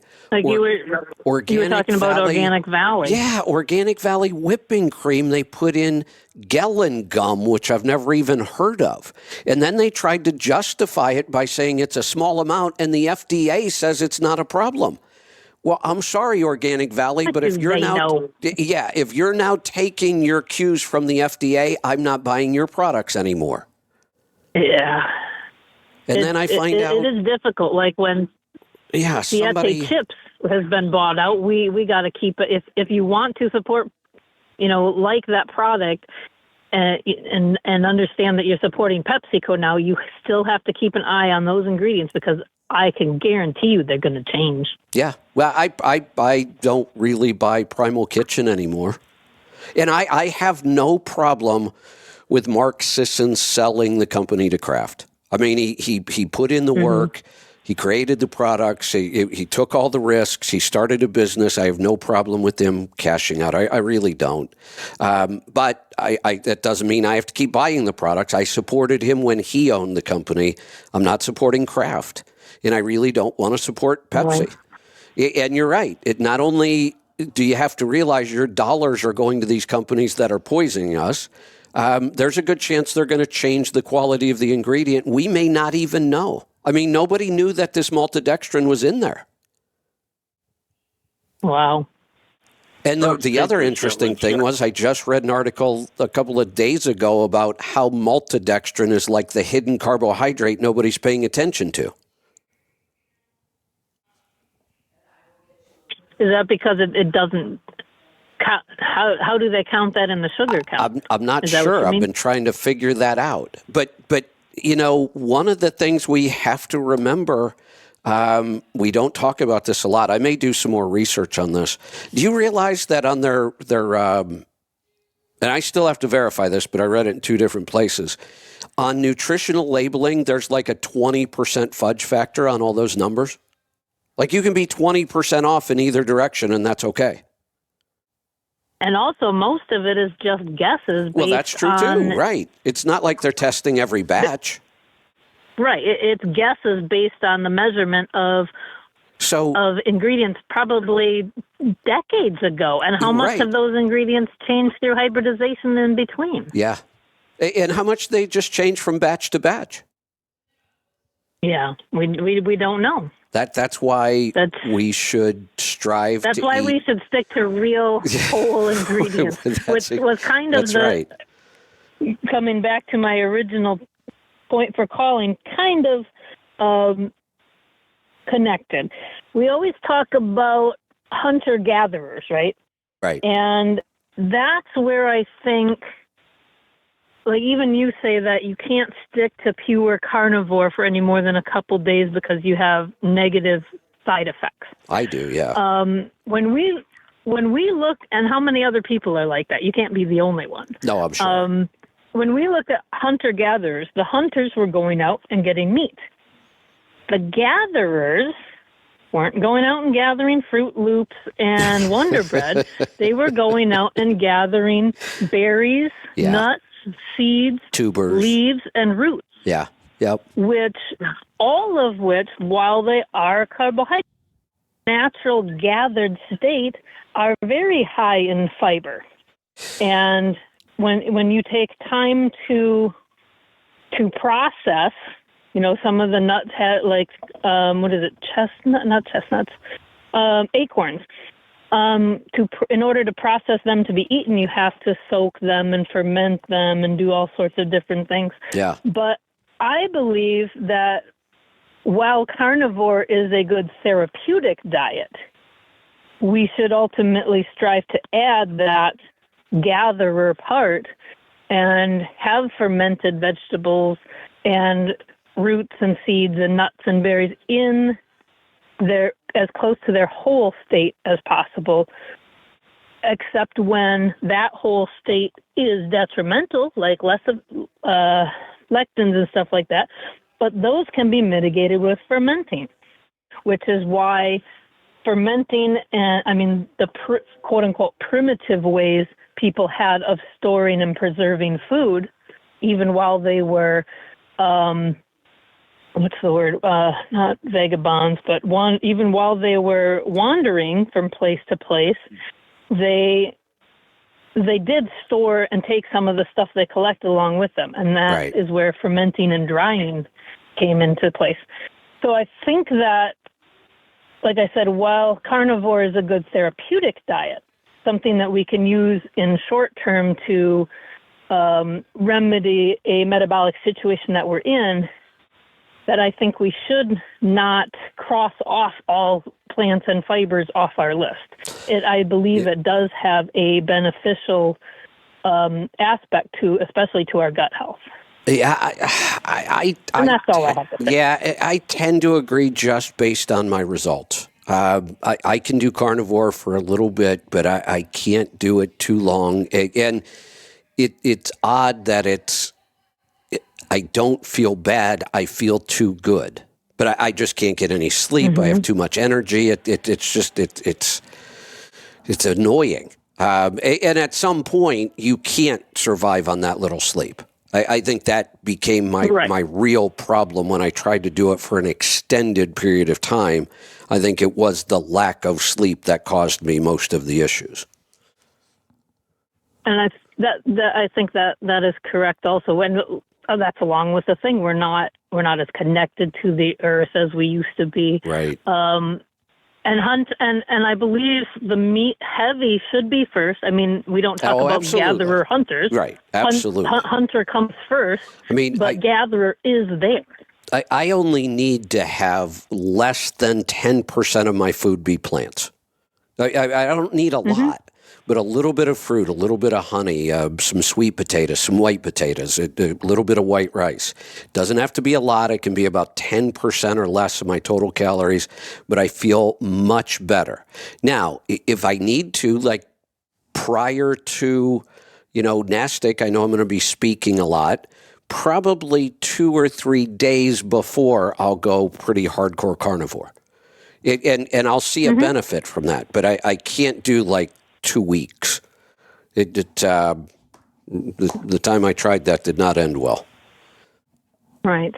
And we continue to learn these things about ourselves, and the more we experiment and learn, the more we just pass on, hey, this is what I learned so far, to other people, and we can all collect our learnings together and try and find our way forward, because we don't know what we don't know. Right. Yep, exactly. All right. Anything else today? I had another little fleeting thought, but it flew right out the window. Have a great day. All right. Good talking to you. I have about 10 of those a day. I'll have a thought while somebody's talking, and if I don't write it down right then, I can forget it. Let's, you know what? There was a new caller on the line. I think her name was Stephanie. It was her first time calling, and she's a new listener, and she had what I thought was a good question. Maybe she'll call back, because the call's just gone. Let's go to Idaho. Talon, welcome. Hey, so I was going to save this for tomorrow, but previous caller that was talking about the MX-13 and that call from a couple months ago. Yeah. From last month. Well, the call from last month, I believe she was talking about my call. I had 2 MX-13s, the same mileage, that blew up a year apart. Oh, that's right. Yeah. Yep. Last week, I had a guy pulled into a truck stop, and he had about 200,000 miles on it. And I heard him as he started coming across the truck stop. I heard his truck start knocking, and before he made it to a parking spot, he threw a rod. Oh, you're kidding. What is going on with these things? It was about 10 seconds, just idling through the parking lot. It was a 2024 T680 he was driving. So I'm going to go back and do a little research. I don't think they're seeing this kind of stuff in Europe with this engine. I wonder what's going on here. Last year at my old carrier, they gave me a 2024, and it said right in the owner's manual about the injector issues, and that you had to run injector cleaner every tank of fuel. PACCAR was warrantying for the injectors to be replaced every 100,000. See, when I start seeing reoccurring issues like this with an engine, I would just rather stay away from it. We went down this path with the ISX back in 06, 07 with the cams. That went on for years. We had the fuel pump issue. We had the clogging oil filter issues. It just seems like there's always something, and they're not little problems. These are kind of big problems that will result in a lot of downtime, a lot of expense, a lot of hassle. And when the only 2 options I have in a PACCAR product are the ISX or this MX, I can't see it. Well, at this point, I'm grouping the MX-13 right along the A26. Oh, yeah, that's a bad sign, really. And I've been kind of saying that, but I was just saying I wouldn't own one until we get more history, till we get more people that know how to work on them, till we see more results. We're just not seeing that. The results we are seeing are not encouraging. Yeah, well, that's all I have. Well, I will try and call back tomorrow to talk about that with the Pittsburgh Power guys. But, perfect. Anyway, all right. Have a good day. Talk to you then. Thanks for that. Appreciate it. Let's go to, this is my last call on the board, by the way. Calls have been dropping a lot. My call dropped twice. I'm not really sure what's going on. But if you want to jump in, I'll hang out. 855-950-3835. We're going to head off to Detroit this time. Dilbaugh, welcome. Uh-oh. Dilbaugh, you there? Looks like we got a weird line there, too.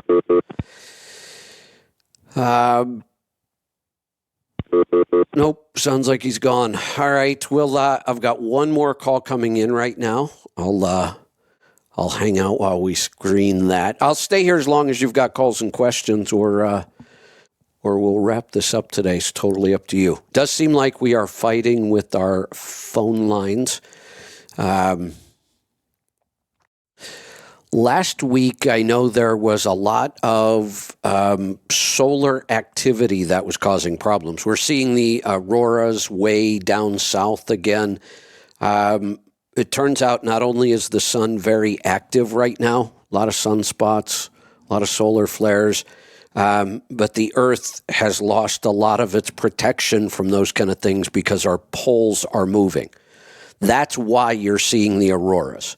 It's not that the aurora is that powerful. It's really not. We shouldn't be seeing them that far south, except for the fact that our poles, our north and south pole, are moving. And when they move, we lose protection against these things. And we're going to have more of these issues and probably more disruptions with communications. There's also a claim, and when I went back and read this, I believe it, that the earthquakes and the hurricanes are affected by the solar weather. And that makes more sense to me than the whole climate change explanation. And there's no big pattern to show it. It's just a smaller pattern of when we lose this protection, and this has happened before, then we tend to get more short-term extreme weather events. Oh, there we go. We got that call back. Melanie in Wyoming, welcome. I think I said Stephanie. Sorry. Melanie? Hi there. That's okay. What can I help you with today? A gentleman named Vic, and he has a partner named Sarah. They tracked together their team, and he recommended listening to your show. I kind of told him where I'm at and what I'm struggling with right now, and it's trying to break away from brokers.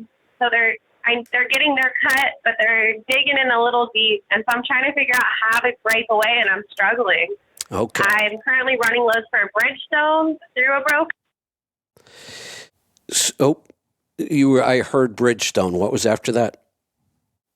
Oh, we lost the call. Oh, let's see if we can get that one back. And I've got more calls coming in, so hopefully we'll. We got Melanie back in the screening room. Let me. Oh, and we lost it again. All right, let me take a call that's on there, and we'll see if we can get Melanie back. Let's go to West Virginia. David, welcome. Hello, Kevin. I just might have made a mistake. I just ordered a bunch of that water additive. I think it's the LMT stuff you guys were talking about there a little bit ago. LMNT, yeah. Yeah, there you go. That's it. I did a little bit of research, and it all seemed to be what I could find. Seemed to be like it was good stuff, but now I'm kind of not so sure. I was just wondering. Well, your opinion. I have two problems. I need to get rid of it or not. I have two problems with this. One, I was never really a fan of the fact that it had maltodextrin in it at all. But it was supposedly a very small amount, like 4 or 5 milligrams of maltodextrin. Uh-huh. And the reason they have to put it in there is because they're doing the flavored version and you just mix it with water and it's got to taste good or nobody's going to drink it. That's why I really prefer the light balance, just being salty water, and you can add it to other drinks, and you can add it to coffee or bone broth. It actually makes your coffee and your bone broth taste better because salt is a flavor enhancer. Actually, I just take the lid off of it and take a swig of it every morning. And that works too. So this was a good product. I wasn't wild about the maltodextrin, but I kind of understand why they did it. Now the problem is the amount that this doctor is claiming is in there is way higher than that. And it's to a point where there's no way I would use this product if there's that much maltodextrin in it. And then the secondary problem, which may be the bigger problem, is how did this happen? If this is just dishonesty, then I want nothing whatsoever to do with any of those products now. I'm really shocked that this is Rob Wolf. So I'm going to hold off judgment right now and wait to see if there's some sort of an explanation here, like maybe something got screwed up at his suppliers and he wasn't aware of it. I don't know. Yeah, because I was going to say, how do you go about finding this out? Because, like I said, I read a bunch of stuff about it, and they like you said, it just seemed like it was just a very minute amount in there that it wasn't that big a deal. So, yeah, I'd rather not have it. Money. I'd rather not have it in there at all. I certainly will not use the product with the levels they're claiming, and I'm just a little concerned now about just overall the integrity of the company now. Yeah, I'm just trying to get something to change up every day, because I don't necessarily need the sweet, but I like a little bit of flavor in my water. I won't drink it. And I caught myself drinking like 4 and 5 things of Cardio Miracle a day. Yeah. And it's just a tad bit too expensive to be drinking that much of it. Yeah. So I was looking for something to save me just a little bit of money. So. Right. Yeah. Well, right now, until we have some clarification, there's no way I could recommend this product. Okay.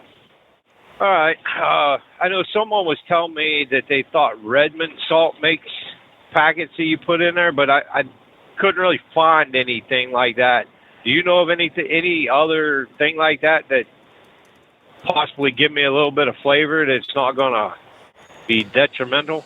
Well, here is the problem. As soon as you want a flavor in there, you have to have a sweetener.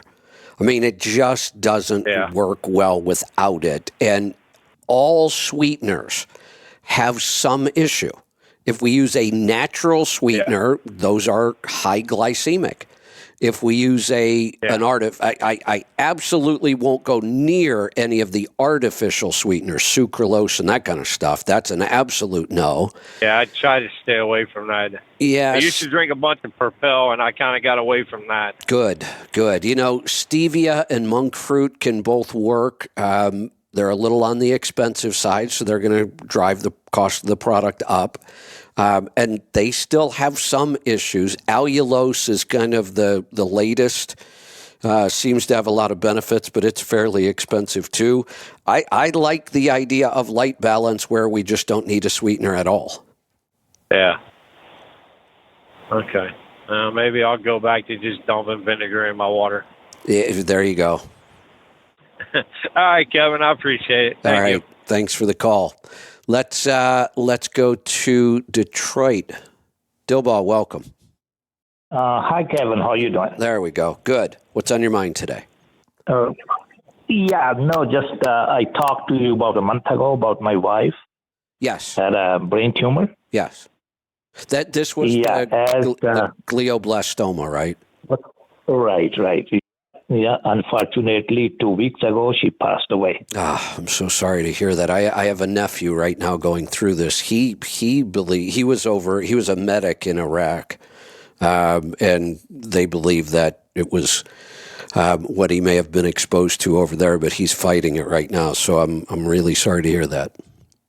Yeah, like exactly what they told us, like maybe 6 weeks.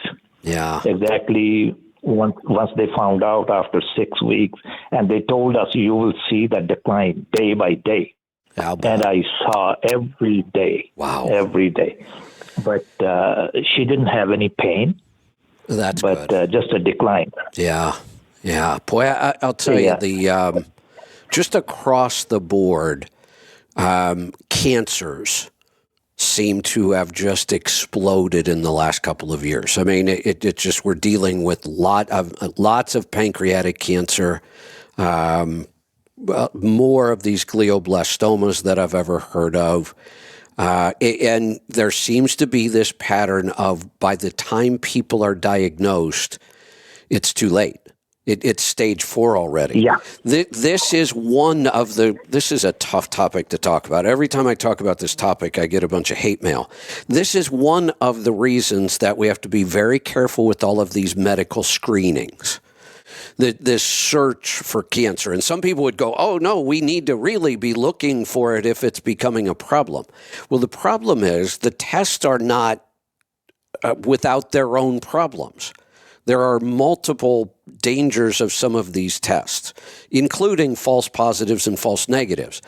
But when you read the book Overdiagnosed, one of the reasons they talk about like prostate cancer, we'll use that one because it's a good example of this. There's a claim that if a male makes it to 75 or 80, you're going to have prostate cancer. It's almost across the board, but you're not going to die from it. It grows so slow and it shows up late in life that it really doesn't cause a problem. Or there's a version of prostate cancer that happens so fast that unless you were screening every month, you're never going to catch it anyway. So that's kind of the point of these screenings are so hit and miss. And now what we're seeing is a lot of these cancers they're diagnosed and within weeks, sometimes people are dead. Right. Yeah. Yeah. With my wife, last year and a half, she had so many screening, that they check the breast, what you call that, screening. Right. Correct. Yeah, the mammograms. Yeah, mammogram. And she had a few times, it's a MRI for no reason. Right. A couple of other things. I was telling her that but people don't understand. No, I think that's what it caused. We're all really terrified of that word. I mean, cancer. I lost my mom to cancer. I lost a niece to cancer. I've got a nephew that probably is not going to beat this. Most people don't. We're terrified of that word. And when they tell us, oh, well, we can screen for it, we think that's just such a wonderful thing. And it turns out that it's probably not. Right. Yeah.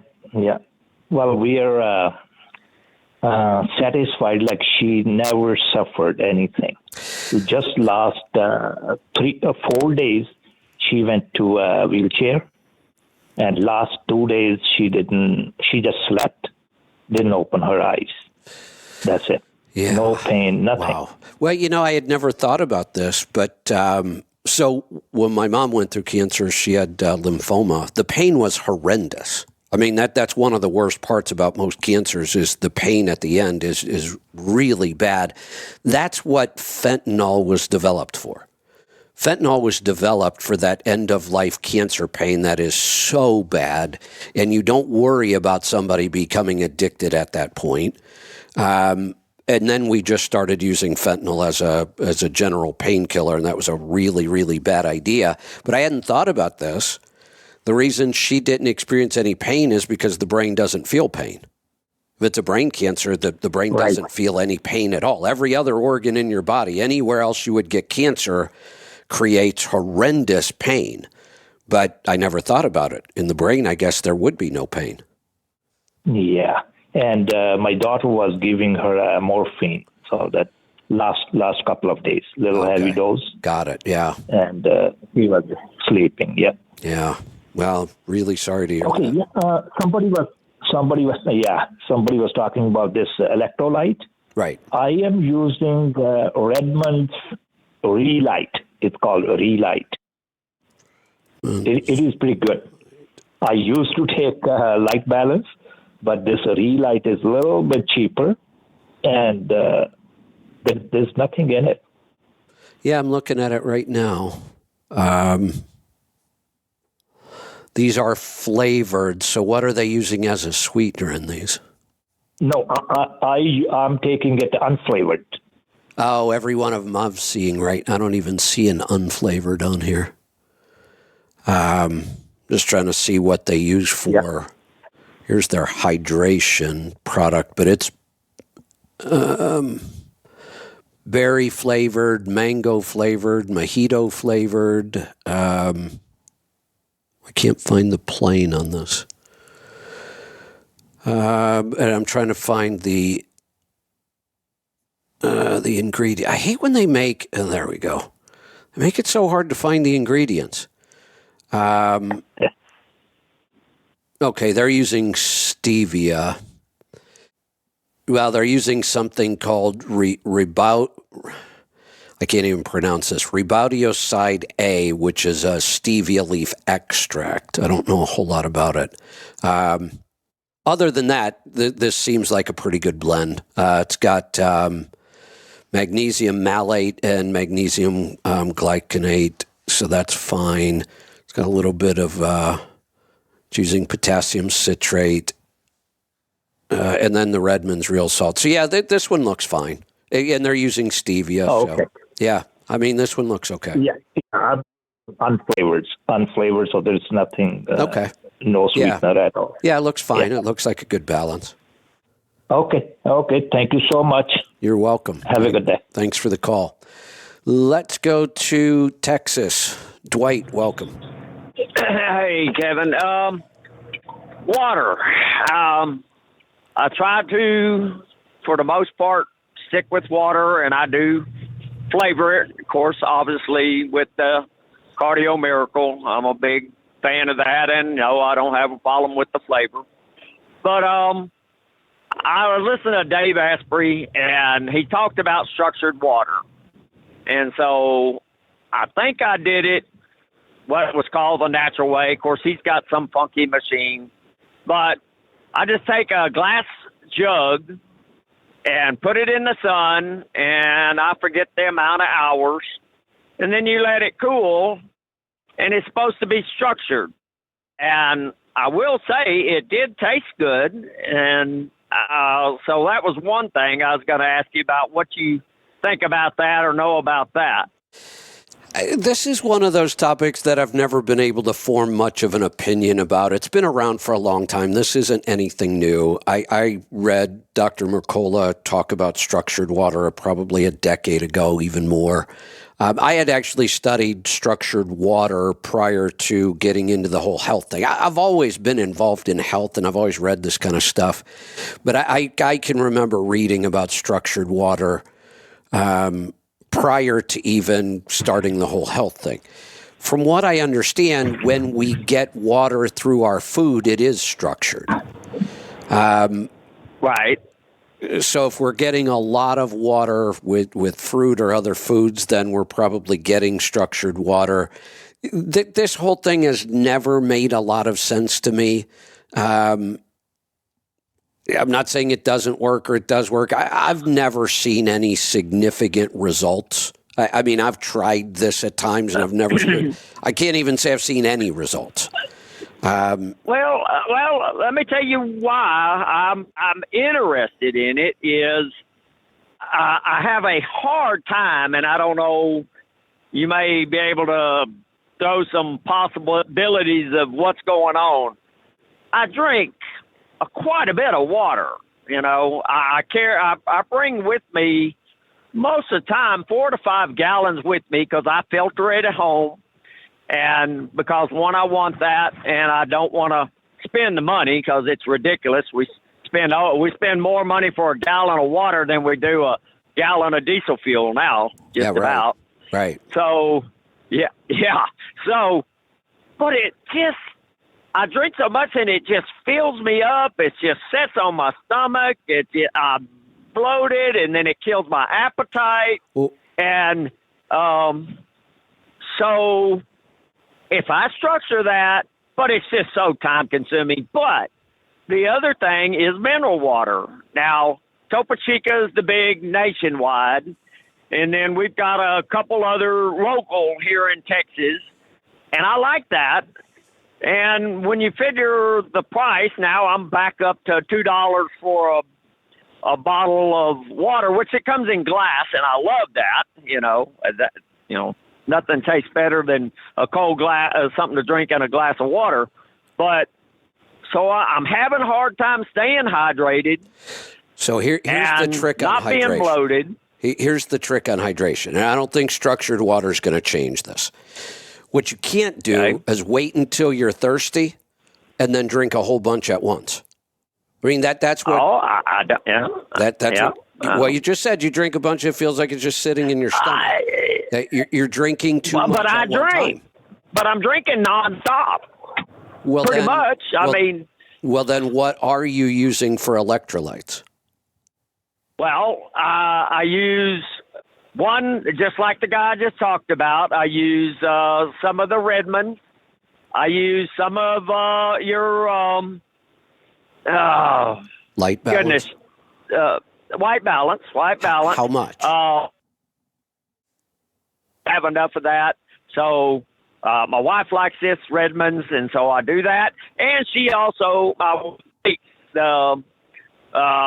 just takes sea salt and makes your own electrolyte, where you just put a teaspoon or tablespoon into your water. So I carry that with me, which that's a pain in the butt. Hold on. That's just salt and some trace minerals. When we talk about electrolytes, we're primarily talking about magnesium and potassium, and you don't get those from salt. So when you put salt in water, that's fine. I mean, we need more salt, but so it is the combination of the three: salt, magnesium, and potassium in a balance. That's why the product is actually called Light Balance. That there is a balance we should maintain of those three. And if you are sipping water throughout the day and you can't stay hydrated, then there's got to be a mineral imbalance or there's something else weird going on. But a lot of people wait until they're thirsty, then they drink a lot, and then they wonder why they're always dehydrated. Your body can't absorb it that fast, and you're just going to pee it back out. You really should be drinking all throughout the day. Okay. Realize that. Yeah, when I hear somebody say, I drank water and I feel bloated, you had to drink a lot of water to feel bloated. And I've constipated quite a bit, even though with all the water, so I'm also not getting that magnesium. That's probably the part of that. There's two things there. One, the magnesium will help, but two, you're drinking a lot of water. You're not absorbing a lot of water because you're drinking too much at once. And I do believe you still have a mineral imbalance somewhere. Well, I don't doubt that at all. Now, so what's the easiest? Find what minerals? Well, when it comes to electrolytes and hydration, it's salt, magnesium, and potassium.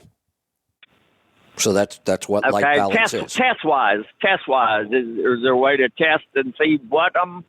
No, I'll start doing the. There is. But I would never spend money on a test based on what you're explaining to me. Drink your water slower throughout the day and add electrolytes. I don't think you need to test anything. I think we know what's going on. Okay. Now, if you add electrolytes, let's say you added 4 capfuls of Light Balance a day right now, and you are sipping your water throughout the day. And a week from now, you tell me nothing has changed, I'm still dehydrated, I'm still constipated, then we're going to have to dig deeper. But it sounds to me like there are still some things we could do here and that this isn't really any big deal. Okay. Well, I don't know how I missed that, but I did. That doesn't mean that you shouldn't try the structured water. I guess you should. I just don't understand. Again, I'll go back to the hunter-gatherer. I don't believe that they left their water out in the sun in glass jars. Well, no, but my understanding, rainwater is already structured. So, and I'm not looking to, I'm just trying to increase my hydration. I don't want to. I'm not going to mess with that anymore. But I'm just was trying to fix my hydration problem. Yeah, and I think I don't think structured water is going to have any impact on that. Okay. I really don't. Okay. I'm not totally convinced on this yet anyway. And then there's a couple other things I would want to know is how about well water? Is well water structured? Yeah. Nah, I don't know. I almost think it is, but hey, if we don't think there's any big benefit, here's the answer right here. Water. How does structured water naturally form? Water changes when it comes into contact with hydrophilic surfaces, living substances, sunlight, rocks, and minerals. This interaction causes the water molecules to form a gel. So that to me sounds like my well water at the homestead is structured water. It's been in contact with all of those things. So my next question would be, how does water become unstructured? Is it because of the filtering process and all the treatment we use at a water treatment plant that makes it unstructured? Probably. Well, I've got a 85-year-old hand dug well that my dad and grandpa did, and I think I'm gonna work real hard to get everything back on it, because I certainly don't like the crap that's coming through the pipeline anymore. Yeah, that's for sure. So it's not going to be as good as yours, but I'll have to test it and make sure. I did find out here that it's the treatment that we do to water, the chlorine, the carbon dioxide, all that stuff that we do to get rid of the bacteria and the viruses. That's what destructures our water. So so here's the thing: this isn't some kind of special hack. If we were living as hunter-gatherers, all of our water would be structured. It'd either be coming out of a well or a stream, or we'd be getting it from our food. So at one point, all of our water was structured. Now it's not, because we process it all. So even our water is now processed. Right, screwed up. Yeah. Well, that's what I thought. Well, I will. I'll start going heavy on the white balance and see how it goes, and holler at you somewhere down the line. I appreciate it. You're welcome. All right, just in case you were listening, if you're going to search for that product, it's Lyte Balance, Lyte, Lyte Balance in our store. All right, we have got Melanie back again. Melanie, welcome. Hi, sir. Sorry. There we go. I apologize. My phone died. No problem. We've been having, I got cut off from my own show 3 times already today. So, okay. Yeah. So I think the last thing I heard was you were getting freight from someplace, and then I lost you. I'm trying how to break away from brokers and how to contract directly with the shippers, and I'm struggling a bit. Okay, so I can help you with that. I just tried to do. Oh, go ahead, sir. Let's take a step back first, though. Yes, sir. Are you one truck? Yes, sir. One person, or are you a team? So I just myself, one person. I do have another truck, but I'm struggling to keep a driver. So I just have it on the side because I'm just wasting money. Got it. So I think I can help you with a couple things here. One, tell me your current method of working with brokers. And what I mean is, if you needed a load today, what would you go do? Mm-hmm. I have a few brokers. I want to say I have 3 brokers that I can go to. That's it. And I've been doing this for 10 years, but I've only been an owner-operator for 3. Got it. So these 3 brokers, what is the problem? I mean, because that's actually there's no problem. Okay. So there's no problem as far as I guess the problem is I know they're taking a larger cut out of it. Well, wait. So wait. Let's talk about this for a second. How big of a cut are they taking? I mean, I don't know exactly, but then how do you know they're taking a bigger cut? It just depends. Well, I'm on this. For instance, it's just when it happens, like when I'm on a load or. I just see it like, so right now I'm on a load. I ran the same load on Friday. And so they said, we'll pay you $1,900 to run this load. So I was like, okay, well, I got the same load. And I said, well, can you guys pay me $1,100 extra? And so they're willing to pay me $3,000 for this load to do the same exact load.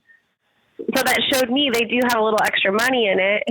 Correct. Some brokers are willing to give more, some are not. So I'm trying to figure out how to get rid of the brokers or how to break away from them so I can work directly with the shipper. Well, and we'll get there. But I want to make sure that's right for you, and it might not be. For many, many times, one truck shipper direct freight can be difficult and risky. We'll get to that, but I want to help you with where you are right now. So you started 3 years ago. You work with a couple brokers, which is a great idea. Here's what I thought you were going to say. When I asked, how are you going to get a load? I thought you were just going to go to the load board. That's what most people do. You said, well, I have these 3 And brokers. I do that sometimes. And that's fine. I wouldn't have to if they don't have anything, for sure. That's fine, and that's what it's there for. So you're already doing what I think is one of the better ways of managing this. You've built a relationship with 3 brokers. Now, I don't care if I took a load yesterday and I got a certain price from them, and today they're offering me a different price, higher or lower. That doesn't mean they're taking more or less. It means the shipper might be paying more or less. The market changes every single day. The market can change from morning till afternoon. Rates are determined by supply and demand. If a broker's got a load and all of a sudden the trucks just dry up in that area and he can't find trucks, well, he's got to pay more to get that freight moved. If he gets a load and all of a sudden there's that location is loaded with trucks today, and the broker knows this, by the way, because they track all that stuff all day long. They know where trucks are. They've got a pretty good picture of are there a lot of trucks in this area today or not many? If there's not many, they're probably going to have to pay more to get that load moved. If it's flooded with trucks, they're going to throw it out at a really cheap rate, and they're probably going to get it moved. Now, that doesn't mean they're taking more or less. Sometimes it does, but we can't say that. And I'll tell you this, I think the reason you're getting less on these same loads that you used to get is because the whole market has gone down. I mean, there was a time we were well above $3 a mile was the average on freight, and now it's down into the low 2s. The broker's probably taking less than they used to, not more, because they're working on a smaller amount. The rates are just down. So you are doing what I normally recommend for somebody with 1 or 2 or 3 trucks. Find a couple of good brokers, let them keep you moving, because servicing customers is, well, let's not even get to servicing customers. Selling customers is highly competitive. And in today's market, there's more trucks than freight. There's brokers everywhere because the broker market just exploded during COVID. So you got to remember, every one of those brokers, what they are doing all day long is they are calling shippers, they are knocking on doors, they are trying to sell their services to move freight. You are just competing with them. You've got to go. So is that the issue then? There's too many trucks, there's too many brokers, there's too many ignorant brokers, there's too many ignorant truckers, and so the market's just a hot mess? Yes, you just described the market to a T. Congratulations. That's exactly. So you recommend just sticking with what I'm doing and just keep those relationships in the position I'm in? I do recommend you keep those relationships and you work on them, build them, strengthen them. If you decide, look, I'm not trying to talk you out of going to get shipper direct freight. In fact, I want you to go explore it. If you're interested in it, but understand what it's going to take. So first off, you've got to go sell them. And right now, the competition is fierce because we have too many trucks, too many brokers, not enough freight. It's the opposite of when you got into the market. When you got into the market, there was not enough freight or not enough trucks, not enough brokers, and an awful lot of freight, and it was paying really well. That market has shifted now, but let's say that you're just a great salesperson and you manage to go out and sell freight. You know, you still got to service that freight. That means when you're in the middle of a load and, you know, you're busting your ass to get someplace and provide good service, and you've got a shipper who needs to talk to you or they're unhappy about something, or you've got to deal with a claim now, or it is going to be a big time drag on your time. And if you have that time, then you might be able to make this work. But it's not easy. It's going to add a lot of time to your day to sell shipper direct freight and service shipper direct freight. Okay. I'll do more research, definitely. Here's something else to think about. And again, I'm not trying to talk you out of this. In fact, if you want to go sell shipper direct freight, you can call me. We'll talk about it, and I'll help you with it. But here's something else. Okay. There are shippers, and this isn't as unusual as you might think it is. There are shippers that don't pay for 90 days. Oh, definitely. Yes, I believe it. I'm in it, so Yeah. I understand. Yeah, I'm doing everything myself. I don't lease to anybody, so no, understand. you're doing a lot of things right, and I think if anybody could pull this off, you might be one that can pull this off and get some shipper direct freight. So I'm not trying to discourage you. I understand. Yeah. I appreciate the confidence. Yeah, Thank you. I'm just saying, don't jump ship. Throw all your brokers under the bus and then go look for direct freight. I would strengthen the relationships you have. And then if you have time and you want to go out, I mean, it's really going to require knocking on doors and selling. I mean, and it's a very, very competitive market. Okay. I have another question. Sure. So I've been looking at it. When I started 10 years ago, when I was dealing with just putting drivers in trucks, just dry van, it was paying minimum $3.50 to $4 a mile. When was this? And so since I started 10 years ago, so it's around like 2014, 2015. This is when I first got into the industry. So that's what I've looked at since I've gotten in. The average van I'm trying to figure out. 2014 was not north of $3 a mile. There might have been some van. Well, I mean, maybe you had better freight, but $3 is historically a really strong rate. Yes. I mean, that's what I was dealing with. So I was managing a trucking company for somebody. Okay. And so the loads we were getting, that's what we were paying the owner-operators who had dry vans. It was $3.50 to $4 a mile. Let me ask you something. That's what they were making. Was that, because you said you're working for a company, was that contract freight? Yes, it was contracted. That's why. Okay. And it was consistent loads too. Yeah. So is that different then? It's very different. We really have two different. Okay. We really have two different freight markets, and you came into the market and experienced one. That's what we call contract freight. That's where you go out and you sell that shipper and you say, Mr. Shipper, I see that you have this load that goes to this destination every Wednesday. I want to handle that load for you every Wednesday so you don't have to think about it anymore. And you negotiate a rate with the fuel surcharge, and then you move that freight for the length of the contract, a year, whatever you negotiate. That's contract freight. About, if I remember right, we're somewhere almost to 30% now. 20-some percent of the market now is and if we go back 20 years, the spot market was pretty small. It was less than 10% of the market. At one point, it was less than 5%. Now it's 20-some percent of the market. Spot market means nobody contracted on that load. That load is going. A shipper is going, or a carrier will be chosen for that load every time the load comes up. It's just going to go up and go out to a random shipper or carrier. That's the spot market freight. The load boards are all spot market freight, and many brokers deal in spot market freight.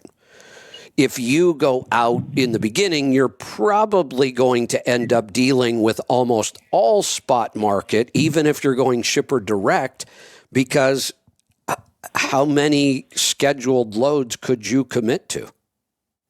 I understand. As one truck, yes, I understand, sir. Yeah, so when what contract freight usually goes to the big fleets or the medium-sized fleets, because they can cover it. They always have enough trucks in rotation that they'll always have a truck available to move that load. If you contract on a load and one thing goes wrong, you're going to miss your next load. Yes, you're right. You're right. Okay. So you were. I love it. You're bringing it into perspective. Yeah. So back when you got in, and you're looking at $3 to $4 a mile freight in 2014, that was contract freight. The spot market was not paying those kind of rates back then. Okay. And the spot market today, just so you know, the spot market on van freight today is $2.27 a mile. We just talked about it this morning. Good to know. Yeah. Okay. Very good to know. And the good news is it's on its way up. Do you see? Went up 7 cents this week. It's on what? It's on its way up. That's the pattern right now. It went up 7 cents last week. Yeah, that's a good sign. Okay. Wonderful. Do you see it going up? Do you see the market overall, even in flatbed, in reefer, going up as well? The trend just recently, the trend is we are on our way back up. We talk about this every Monday. I had Brent on with me this morning, so this is something we watch. I apologize. No, that's fine. First time. Yeah. I'm brand new. I haven't listened to anything. Well, great to have you here. So every Monday, this is our topic on Mondays. We talk about rates. We talk about freight volume. Is it going up? Is it going down? Sometimes we bring on an analyst, Noel Perry. He tells us what's going on. So this is something we watch. Beautiful. The pattern in the last 5 years, the economic pattern, the pattern in our industry, they've all been disrupted. Like I've been in the industry somewhere between 30 and 40 years. I can't even keep track anymore. And the patterns Respect used to to that, yes. the patterns used to be pretty clear. We knew that you'd have a run up in rates, and then we'd have a little bit of a recession, and they'd pull back, and we knew all the signs. We could kind of predict this stuff was coming. In the last 5 years, everybody I know is just confused. The economy has changed. COVID threw a monkey wrench into everything and just screwed up all of our patterns. And there are no new patterns yet that anybody can determine. So we're all kind of sitting back guessing every week. The overall sentiment right now seems to be that we've made it through the bottom and we should start to see a slow climb out. So they're expecting we should end this year okay, and 2025 should slowly get stronger. I believe there's still one giant unknown that's going to make a big impact on that. What do you think it might be? Any guesses? It's going to happen in 2 weeks from tomorrow. Oh, okay. That's soon. The election. I think that the presidential election is going to have a huge impact on this, more so than most elections, because we have two candidates that are polar opposites. We have one party who believes the way that we improve our country is to give everybody a bunch of free stuff and put a lot of controls on things. And they want the government involved in business. They're even talking about wage controls and price gouging that they're going to do something about. And then we have another party that believes that we should kind of leave the market alone and we shouldn't interfere and write too many regulations. And in fact, we should be getting rid of regulations. And they don't want to give everybody a bunch of free stuff. And they're two totally different approaches to our country and our economy. And depending on which one wins 2 weeks from tomorrow, I think that will change everything. So I'm not absolutely. I'm encouraged. But do you think it'll ever go union? No, that's not going to happen. No, I hope not. Okay. No. Is it not even possible? Anything's possible, but there doesn't seem to be any clear indication. In fact, all the indicators are the opposite. The unions have been losing popularity for decades, and that really doesn't seem to be changing. Okay. Well, that's good, I guess. So, do you think the government's going to end up taking over a lot of the freight and a lot of the load boards? No. And running most of it? No, that's not going to happen either. But we still see too much regulation. They're not going to come in and actually, well, shouldn't say they're not going to, but I think the odds are really, really slim. I don't see us going that socialistic anytime soon. But that's a positive. But the Democrat Party has two main things that they talk about. Lots of free stuff. Today, they announced that over-the-counter contraceptives should be free. Why? Mm-hmm. Why? What that has no logic whatsoever. Why should I pay for somebody else's birth control? Why should you pay for somebody else's? But they want to give free college. They're still pushing that through. We're going to pay off all your student debt. That is so wrong. We're going to give you a bunch of free stuff. They want to give us free health care. But do you think that they're doing it? Do you think that they're doing it just to win the vote right now? They're going to give out tons of free stuff. They're really not. They just want the people who can't think for themselves to say, I want you. That's part of it. But if they want to stay in power, they will keep giving out free stuff. It's what they've always done. They buy votes. They take our money and they spread it around other people and they buy votes, and it's working. Yeah. So no, if they get elected, I don't see it stopping. I think they will do this. They will try to push through paying off student loans, and they will try to push through the single payer health care and call it free when nothing's free. I mean, that's the first thing we have to realize. That money's got to come from somewhere. Government doesn't have any money. It has to take it all from us. So anytime you hear the government saying something is free, they're getting that money from us, the hardworking people that pay our taxes. You guys will be paying for to call it free. That's right. Yeah. So I think that pattern that we're predicting, that 2025 could be a better freight year. I believe it could be, but I believe if the wrong party wins, there's a very good chance we're headed for a pretty big recession. Okay. And do you think?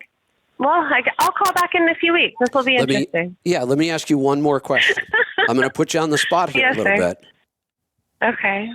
Do you know your cost per mile? Oh, gosh. No, to be straight with you, I don't. So let me I've never looked at it that way. I just told myself that minimum I'll take $2.50, but I'll try to stick at $3 a mile. And I won't budge from that, even if I'm desperate. And so far, I've been lucky. So you're pretty good at this. You really are. I mean, you've done a lot of things right. So congratulations. But you are missing a huge opportunity here. Okay. What if you knew that your cost per mile on fuel was 59 cents a mile, but it's possible to get it to 40 cents a mile? That would be amazing. Wouldn't that be awesome? Because what happens to that other 19 cents a mile that you don't spend on fuel? It ends up in your bank account, right? True. So if we track our cost per mile on everything, what does our truck payment cost us per mile, if we have one? What does our insurance cost us per mile? Could we save some money there? Fuel is our big one. I have people right now that are in the 70 cent per mile for fuel cost, and I have people that are in the 30 cent per mile fuel cost. Okay. That's a huge difference. And that difference is profit. Maintenance. We can lower maintenance costs a lot if we know how and we track it. Instead of 20 cents a mile for maintenance cost, I have some people that spend 10 cents a mile on maintenance cost, and I have some that spend 40. But the only way to know is to track that number and then focus on it, try to improve it. And that's really a big part of what my show's all about. That's a big part of what I've been teaching people for 30 years. How much? Beautiful. I'm open to learning, definitely. How much control do you think you have over the rate that you get paid? Not much, right? I think I have full control because how I see it is I'm not going to take anything unless it's what I want. But I also see it. Oh, go ahead, sir. Yeah, let's play that scenario out. Let's say that $3 number is your mark. I'm just not pulling freight for $3 a mile. And if you can get that, it does work. And then maybe you don't have to focus on your expenses because you're making money. You're doing okay. What happens when we get to that market and there's just no more $3 freight left? It's just not there. And that's what's terrifying. And that's what's terrifying. So I sat for a whole week one time because I could not get it. But I was like, I'm stubborn. I'm like, I'm not going to take anything cheaper. No, I get it. But but you're facing the reality. And that's why now you're out here looking for alternatives. Well, could I go shipper direct? Here's what I'm trying to tell you. Yes.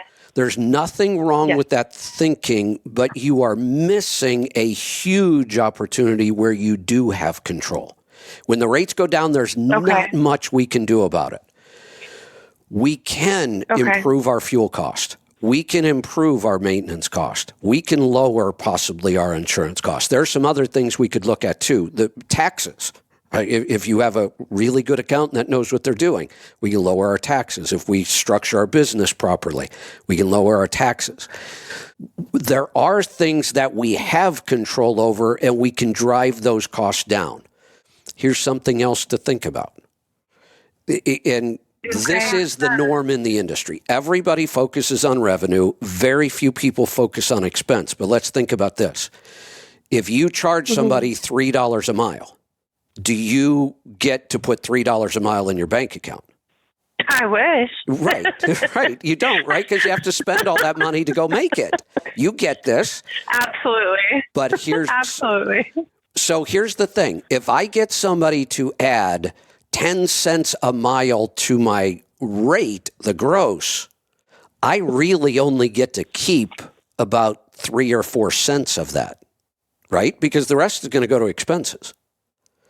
But if I can lower my fuel cost by 10 cents a mile, how much of that do I get to keep? All 10 cents. Okay. Doesn't that make sense? How are you lowering the fuel cost, though?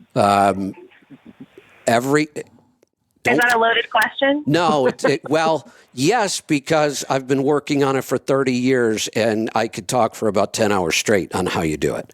But I'll give you some quick. I'll call back in. Yeah. So, listen on Fridays. That's our big fuel mileage day, and I have Friday. I have owner operators who are my co-hosts on Friday. One of them primarily works with Volvo directly, and the other one works with Freightliner directly on fuel mileage products. Both of them are getting 10 and 11 miles to the gallon. Beautiful. Wow. Okay. Even loaded? Even heavy? Absolutely loaded. And normal freight, normal spot market freight, just like you're running.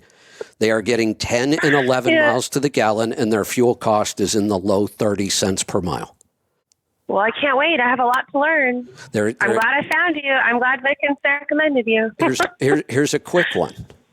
And don't freak out when I say this. Everybody does. They start thinking of all the they start thinking of all the reasons not to do this. Don't do this yet. Just listen to this number. Every time you slow down 1 mile per hour, you improve your fuel economy by 1/10 of a mile per gallon. Let me finish the numbers. If you slow down, if you were to slow down 10 miles per hour, now that freaks people out, but if you did it, you would improve your fuel mileage by 1 full mile per gallon. At today's fuel price, that puts about $10,000 a year in your bottom line. Oh, interesting. This is what I mean by you have control over this number. Now, there are times but I'm a hustler. Yeah, well, right. So I see an issue with that because I'm like, I want to grab more freight, make more money. So when I see that, I'm like, okay, I'm driving slower. So let me ask you a question. I can see what you're saying now. Let me ask you a question. Yeah. Do you want to drive more miles, or do you want to make more money for every mile you drive? See, and that's where Truck and Smart comes in. Right. I'd like to make more money and not work as hard. I feel like everyone feels that way, right? Yes, if we slow down, we might not get as many miles in, but you might be surprised how you really don't. You can slow down 10 miles per hour and over a year almost lose no miles. We've proven it over and over and over. What you will absolutely do is you will save the money on fuel. Okay. All right, well, I'll tune in and I'll listen to more of your shows and see what else I can learn. And I'm excited. I'm glad you're in my life now. Do you have our app yet? I appreciate you taking the time to talk to me. Yes, I did. I downloaded the app, sir. So you realize there's a couple years worth of shows on that app. I can't wait. I have all the time in the world for knowledge. There you go. Perfect. I will look forward to hearing back from you. Sounds great. I'll call in again soon. Thank you for your time, sir. Thank you for the wisdom. You're welcome. Take care. I love new listeners, especially when they're open. And she's already got good business sense. She did a lot of things right. All right, let's continue because the calls piled up on us there. Herschel, what's on your mind today? Oh, Kevin. I have something going on that is kind of new, but I don't know what it is, and it's kind of freaking me out. Okay. I did start on the Cardio Miracle, but I am doing it at half of 1 scoop per day, not 2 scoops, half of 1. Half of 1, okay. That's it, because I'm very sensitive to stuff. Oh, got it. Okay. I also listened to Dr. Barry, and I got some Rugal's. J. Crow's Lugol's is with the L, not an R, of the iodine. Okay. Because I thought, well, is that possible? Because one of the side things with iodine deficiency is cold hands, cold feet. I Right. got that going on. Okay. So I thought, well, I'll try it. So 2 days ago, I did 2 drops. Yesterday, I did 2 drops. Last night, it started, and today it still feels this way. My heart rate and blood pressure are not out of control at all. I just took my BP a little while ago. It was 128/74. Heart rate was 74, but I had just sat down and I didn't wait very long at all. So, and my feet were flat on the floor, no legs crossed, none of that. So that doesn't really concern me. The weird thing, you know where your breastbone stops? Just below there, I have the strangest hollow feeling in there. It is the weirdest feeling. And I feel my heartbeat. Now, it's not a radical beat. It's just a normal thump-thump like you would expect. But I can feel it. And my energy today is just in the tank. It's not good at all. So what I have heard that iodine can do some detox stuff. Maybe that's the iodine doing it. I don't know what in the world I've done to myself. Well, iodine, we need to be a little careful with iodine. That's why I don't talk a lot about supplementing iodine. What's the dose that you're taking? Should be measured in micrograms, mcgs. Bottle, all it says is 94% potassium iodide, 4% iodine, 2%. It does not tell the mcgs per drop. It does not tell that, sadly. But from what I've heard from Dr. Berry, it sounds like it's a full milligram per drop. So maybe I got a little carried crazy way, maybe. So that, and it sounds like it is a 2% iodine solution, and that would be right. That ends up being about 1,100 micrograms. So I think that's like 1.1 milligrams. I think that's the right conversion there. Yes. That 1 milligram is 1,000 mcgs, I believe. Yeah, that's on the high side of the dose. And remember, because that's, one drop, and how do we know we got the right size drop? You know, it's kind of like the vitamin D in a liquid form. One of the downsides is it's harder to be accurate about your dosing. On vitamin D, it's not that big of a deal. If you have 5 drops or you have 2 drops, you're probably going to be within range, and we're not going to worry too much about going over on vitamin D. So I don't worry about that inaccurate form of measurement. But on iodine, you know, a drop that's 50% bigger, you're not going to notice. Now you're really pushing the limits of some iodine, and you might see some side effects. And one of the side effects is iodine has a direct impact on your thyroid. Your thyroid has a lot to do with your energy levels. Sure. That's true. All I can tell you is when I squeezed the dropper, I squeezed it as easy as I thought I possibly could until it dropped. But you can see how that's accurate at all. Yeah, you can see that's just an inaccurate form of measurement. And if 1 drop is our daily dose, we have to be really careful that we don't overdo that. Okay. Well, I'll leave that alone for a while and see if things improve. Or try maybe a drop every 3rd day. Right. So it's a little, it's hard to control the accuracy of the drop, but one of the ways we could just take a much, much smaller dose and see if we get any benefits without the side effects, just take a drop every 3 days, and now you're getting 1/3 the amount. And if you're sensitive to things, that may work for you, and you may start to see some benefits rather than side effects. Overall, what is your take on this whole belief of iodine deficiency 1/3 of the population because of the way the soil's depleted. You don't live close to the ocean, so it's just not there naturally. What is your take on that? I've never really heard you say a whole lot about it. Doc Barry thinks it's really important. So maybe I just need to just quit watching crap. Well, I should, reach out to Dr. Barry and have him come on and talk about this, because here would be my question to him. Do you have people that you have helped supplement with iodine, and we have clear evidence that things improved? If he has that, then I would be doing the same thing he's doing. If I'm helping people and I have a method and it's working and we're getting results, well, I'm going to keep doing it and I'm going to recommend it. I myself personally haven't seen any results for myself when I supplement iodine, and I really haven't had that experience of people getting, things really changing. And I'm not saying it doesn't work. That's why I'd like to get him on and see if it's working in his practice. Maybe there is something to it.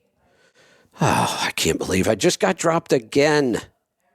Man, Ready to connect. Click connect to show now. Connected as the host. Welcome, host. You are now in the host room and can manage your callers from the Call-in Studio web interface. Audio recording is on. It is iodine. I'm back. I lost my connection again. But anyway, one of the other signs of deficiency is unexpected weight gain. And I've been trying my darndest to get as close to the perfect as I can get, because nobody is perfect. But I'm still picking up a little bit of weight as time goes by. And I thought, well, maybe I am deficient in iodine. That's kind of the reason that I thought I would try it. Well, and you know yourself that you're sensitive to things. See, I'm the opposite. I can take 2 and 3 and 4 times the amount of some things and not have any results. But if you know you're sensitive and you're getting a weird feeling within days of adding something like this, well, don't quit. Let's go to that every 3rd day. And if you actually start losing weight, then I'll be on board too. Well, and if I can talk to Dr. Barry and he says, hey, look, I have these people, they're stuck. We give them a little bit of iodine. They start losing weight. They feel better. Great. I just haven't read that as a lot of results from people. Okay, well, maybe not that you need anything else to do, but maybe Lisa can get Doc Barry scheduled. Yeah, no, I'd like to talk to him about it. Okay. All right, well, that's what I'll do. I'll just leave that stuff out for several days and then give it another shot about Thursday or Friday maybe. And see what happens. Yeah. Okay. All right, bud. All right. We will talk to you soon. One of the patterns that has changed for me, and I'm curious, and it sometimes things just happen by coincidence, but if we're really paying attention, and I do, and I kind of know what's going on in my body, during the summer, when I would finish my coffee, like I'm done with my coffee right now, when I got off the air, I would go mix a Cardio Miracle, and I would drink one throughout the day. And mine is about 1.5 scoops or 2 scoops in a big tumbler. And I would just drink that throughout the day. I would usually be done with it by, say, 5 o'clock in the evening. Now that it's, cooled way off, I worked all day at the farm yesterday, but I'm hydrated all the time. So I worked several hours yesterday out at the property, and I didn't drink anything during that time. And lately, I've been drinking my cardio late at night, like probably not even mixing it till 7 or 8 o'clock. And some nights I'm not even finished with it by the time I go to bed. And for some reason, my sleep is improving. I'm not tracking it with a sleep tracker. I haven't been wearing any tracking devices for a couple months. I'm getting ready to start again. But my sleep is definitely better. It's deeper and it's longer, and I'm not waking up as often. So I'm going to start tracking it and playing around with that. My guess would be that it has something to do with the magnesium and the other minerals, but we'll see. And it's not one of these things like I drink it and it makes me sleepy. It's not like that. But I've just noticed that I've been sleeping better, and that's the only thing that's really changed. Let's go to Chicago. John, welcome. Hi, Kevin. This interesting news I figure I'd pass on. I have a friend of mine that his retirement was set up with his rentals. He had 15 rental units. Okay. But in the state of Minnesota, there is a law in the House right now to make all the rentals regulated by the government or the state of Minnesota. So he's pretty much looking at having to sell out. So they're pretty much putting a rent control on there. So his retirement gone out the window. I am totally against any government interference in any kind of pricing. It is a disaster. Yeah. It's wrong. We shouldn't be doing it, and it does negatively impact people like this. That sucks. That absolutely sucks. Yeah, it does. Yeah. Sure it does. But I just figured I'd... You know, let me give you an example. Because what they do to sell these kind of ideas, the politicians, and this is a Democratic thing, by the way. Republicans don't push for rent control or wage. This is a Democratic thing. This is clearly a partisan issue. And here's how they sell it. Well, but it's for the good of everybody. People need a place to live. We can't charge these people these kind of rates. I mean, that's how they sell this, that it's good for everybody. Well, no, it's not. It's not good for your friend. It's horrible for your friend. No. What if don't we brag all the time that we're such an important part of the industry in trucking because we deliver everything, right? Right. That means our services cost everybody money because everybody uses our services. Whether they use them direct or not, everybody gets stuff. That means everybody pays for our service.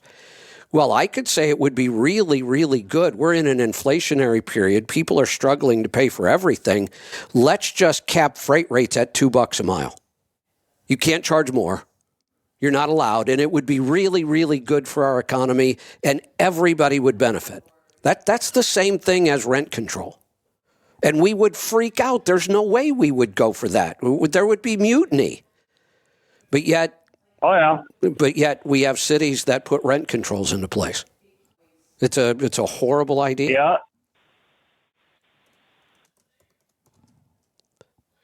Anything else on your mind today? No, it's just that's our VP candidate state there, Minnesota. I was looking forward to getting rid of them, but if this stuff's going on, it's a heck of a deal. I just hope it doesn't continue to go nationwide. So, thank you very much for your time, and have a very nice day. You're welcome. Thanks for that. Yeah, that's awful. And we would freak out if the government tried to put a limit on how much we could charge people for our services. And it's my property. I should be allowed to charge whatever the hell I want for rent.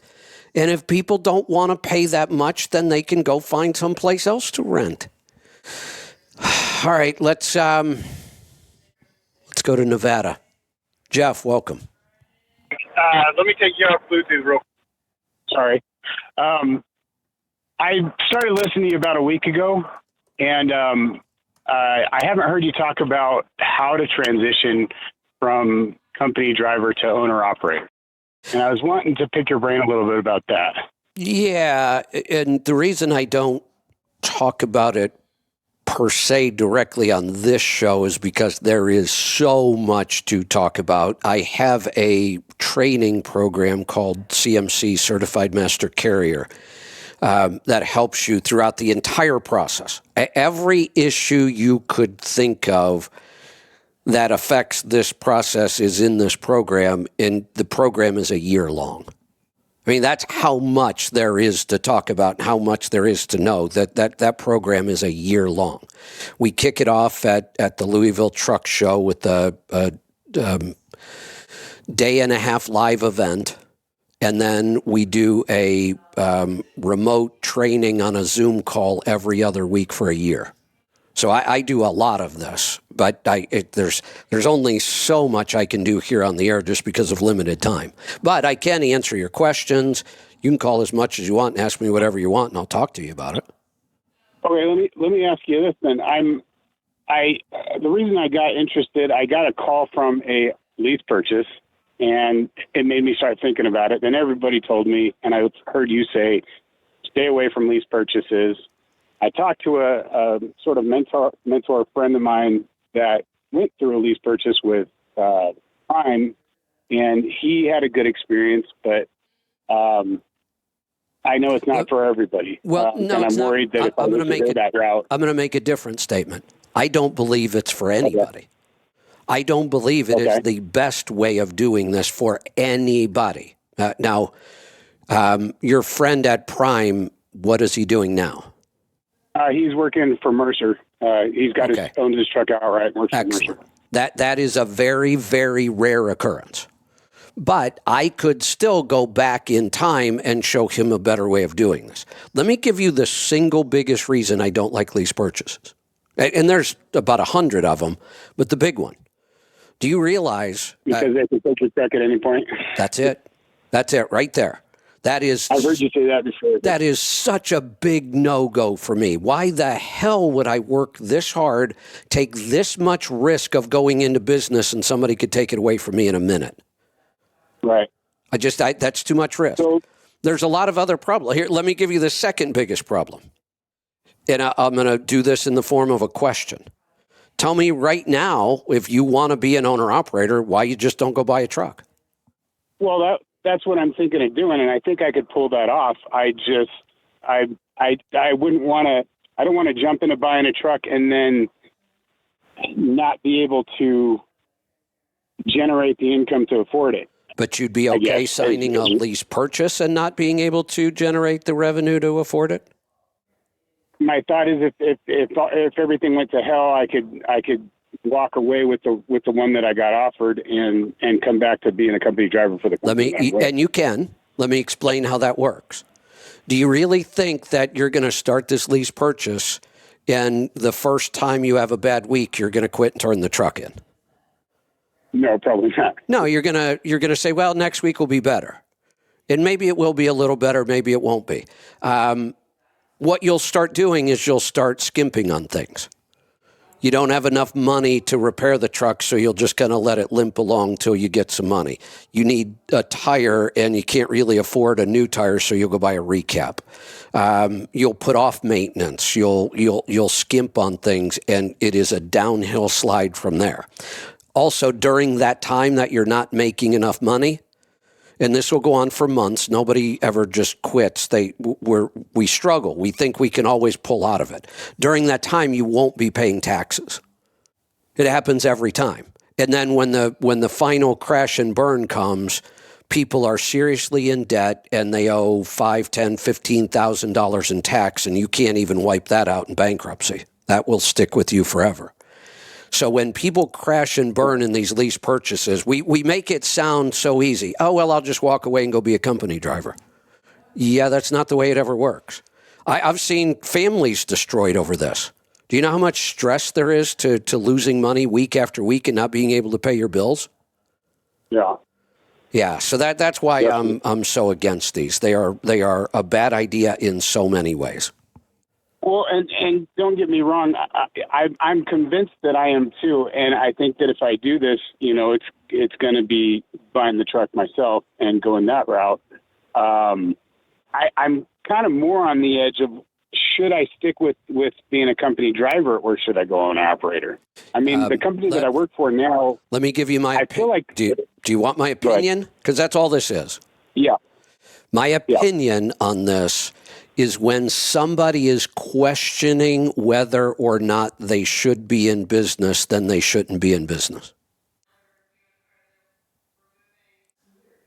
So if I think I have it pretty good where I'm at, maybe I should just stick with it. Where I'm at. Yeah. I think that one of the things you need to be successful in business is a burning desire to be in business. You couldn't have stopped me from being in business. Nobody could have talked me out of it. Even when I was stupid and didn't know what the hell I was doing and almost crashed and burned several times, nobody would have been able to talk me out of it.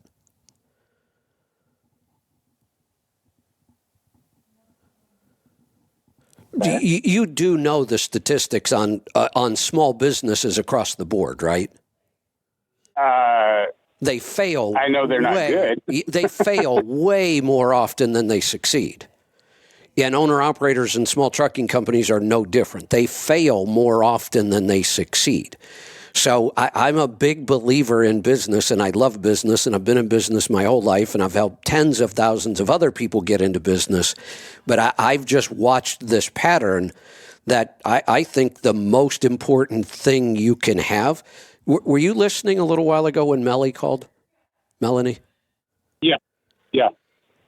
She's got what it takes. She did this on her own. She got to this point, and now she realizes she needs some help, but I can hear it in her voice. She's going to make this work. I didn't hear any doubts in her about figuring out a way to make this work. What I hear in you right now is we haven't even gotten to the point where we're answering any serious questions about how to do this. You're just really questioning whether you should do it at all, and you're feeling pretty comfortable where you are. I will tell you this, that being an owner-operator for you is going to be very uncomfortable for quite a while. Is that making any sense? I mean, isn't it uncomfortable for everybody that starts at the beginning? No. I mean, I don't know. I don't feel like that's something that's going to tell me that I don't want to do it. No, I'm telling you that that's my opinion, and that's the pattern I've watched, is when somebody talks about their comfort level where they are as an employee, that tells me something. That's important to them. What you would have heard from me, I've only been an employee a couple times in my life. From age 14 to 16, I was an employee. And then at 16, I started painting cars on my own. That's really all my experience as an employee. And I hated it. There was nothing comfortable about going to work for somebody else for a paycheck at the end of the week. Not for me. There was, and it wouldn't have mattered how good the job was and how much money I made. There's not enough money to make me be an employee. It just doesn't fit my personality. So when you say, isn't it a business uncomfortable for everybody? Oh, hell no. It's the opposite for me. When my businesses become stable, I figured out a pattern on me that I have to be careful of. When my businesses actually succeed and become stable, I get bored and I'll go start something new. That's not uncomfortable for me. That's exciting for me. That's thrilling for me. That's a challenge. Those are two completely different mindsets. Okay. It's not to say you can't succeed. I'm just telling you that with a thought process like that, that's a handicap. So I need to adjust my thought process if I want to do this, then. Possibly. Is what I'm hearing? Possibly. Or sometimes, and again, I don't know what the number is, but I don't think the vast majority of Americans are self-employed. I think it's a small part of the population for a reason. Sometimes it's not even your thought process. It's a personality issue. I know people whose personality will not let them be successful at business, and it's really, really difficult to change some of those things. It'd be like trying to make me a really good employee and me just saying, well, all I have to do is change my mindset. Yeah, I don't think I could ever talk myself into it. So it's just something to think about. I've been self-employed in the past in other completely different businesses. Then why aren't you still self-employed? I think I was too cheap. I wouldn't spend money where I needed to, and therefore I didn't succeed because I didn't put out money to make money. I don't know. No, that you should explore that. You should go back and try to figure out, why was I self-employed at one point in my life and then I wasn't anymore? That has never happened to me in 40 plus years of being in the workforce. It's the opposite for me. I will do whatever I have to do to work for myself. And I've failed. I've been almost bankrupt. I've been $60,000 in debt. I've had to close companies, but I always find a way to work for myself. It sounds like you're kind of trying to tell me to work for myself and kind of trying to tell me not to work for myself at the same time. Well, here's what I do. And you're right. I'm glad you caught on to that. I try much, much harder to talk people out of this than I ever try to talk them into it. Talking people into this would be easy. We call it the American dream. Everybody thinks they want to be self-employed or own a business. I could easily use my influence to talk people into. Look, I could have, instead of trying to talk you out of it, I could have said, Jeff, man, you got it going on. This is what you should do in your life. And oh, by the way, I have a program, and you really should join it because I'll make sure you succeed. And I can. If you're going to succeed at this, my program would be the way you would do it. Except I'm not trying to sell you that because I don't think it's right for you.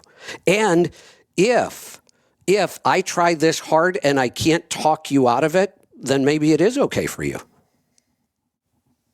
Does that make sense why I approach it like that? I want people to succeed in life. If I can help them succeed in business, I love that. That's what I wake up for.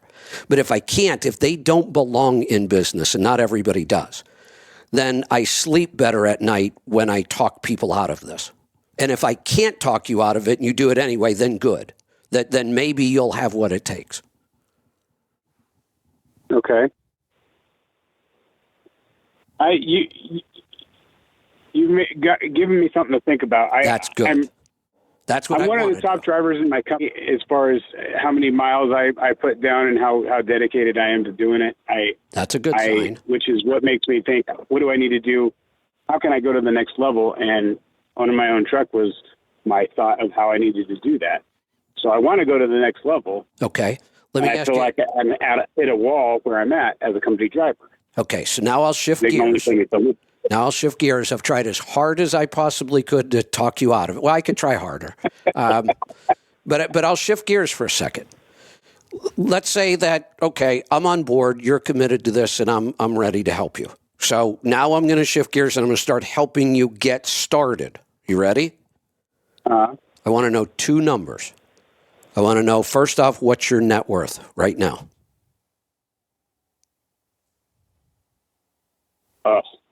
What's that? That's a tough one for me. I haven't figured that out exactly. Most people haven't. I asked $80,000 to $100,000. How much? $80,000 to $100,000. $80,000 to $100,000 net worth. Yeah. And how old are you? Equity in my house, vehicles. Yeah. Money in my bank accounts, savings, stuff like that. Perfect. Okay. And how old are you? 42. Okay. Well, that's a good number. So I like that. That's a good number. Now, one more number.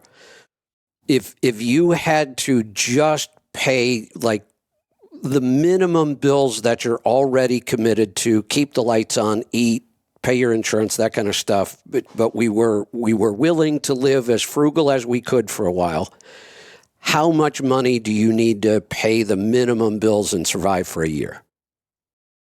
For a year or monthly? You want a year total? You could give me either one. Monthly's fine. I think monthly probably around $5,000. So about $60,000 a year. Maybe $5,500. Yeah. 60 to 70 maybe. Okay. Yeah, I have a very big house payment in California. Okay. So you're borderline.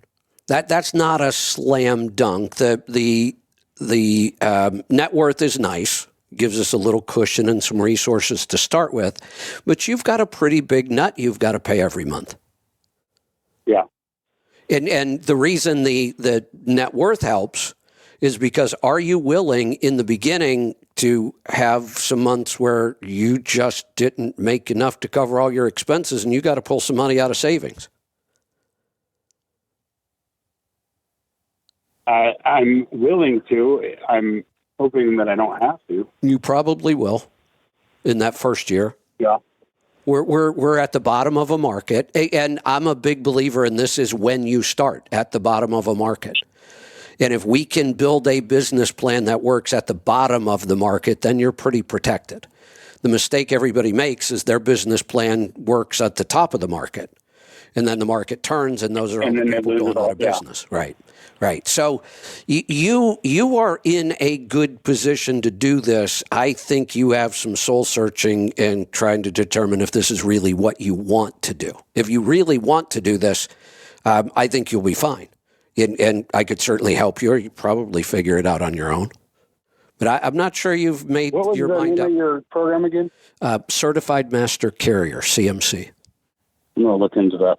And I also have a group coaching program.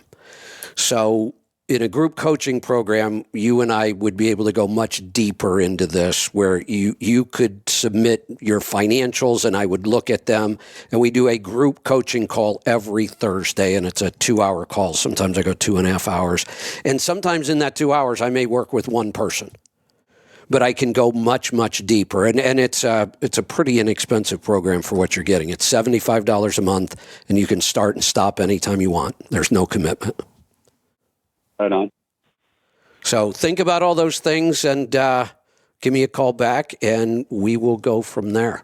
And I just looked at the clock. I can't believe we're just about out of time. I have 2 more calls. I'm going to get to them both, and then we'll wrap this up today. Let's go to New York.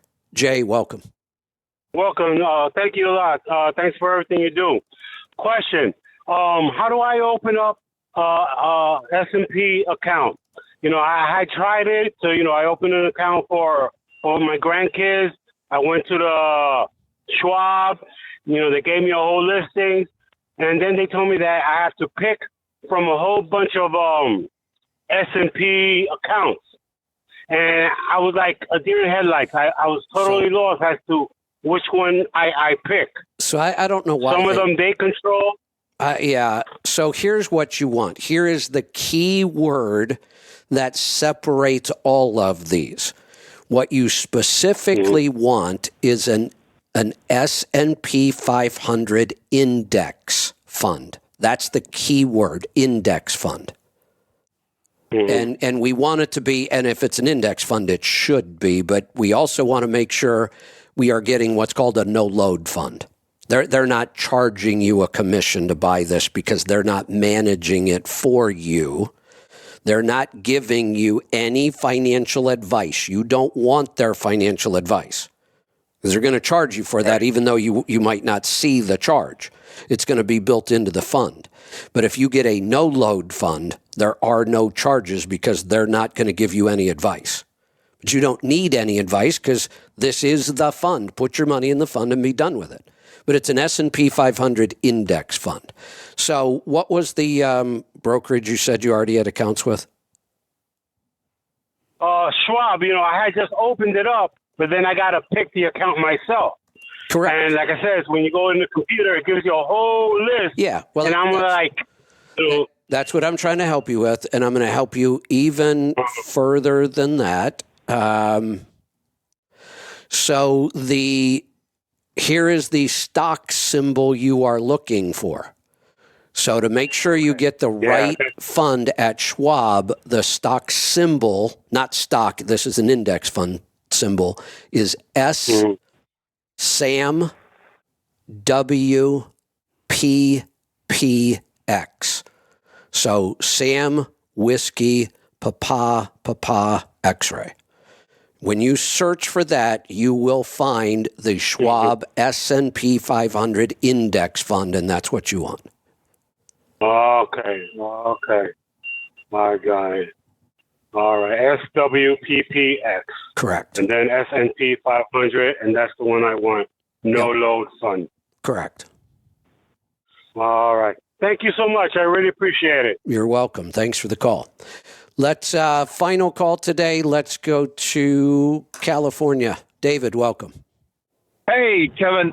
Okay, so when do I go to when do I turn from sole proprietor to LLC? So if you did, how long have you been in business? 3 years. So last year, what was your gross revenue? You know what? I took off that whole year because of AB5. California is AB5. Okay. Okay. I was fighting and the governor just ignored me. So got it. And so now I'm in Reno, Nevada, So I work like part time. I only drive about 60,000 miles a year. What's your gross revenue? And what do you live out in expect your gross revenue to half be this year? half of what Matt makes. Well, you know. Matt makes 400,000 on a good year. I'm not sure that you're going to make 200,000.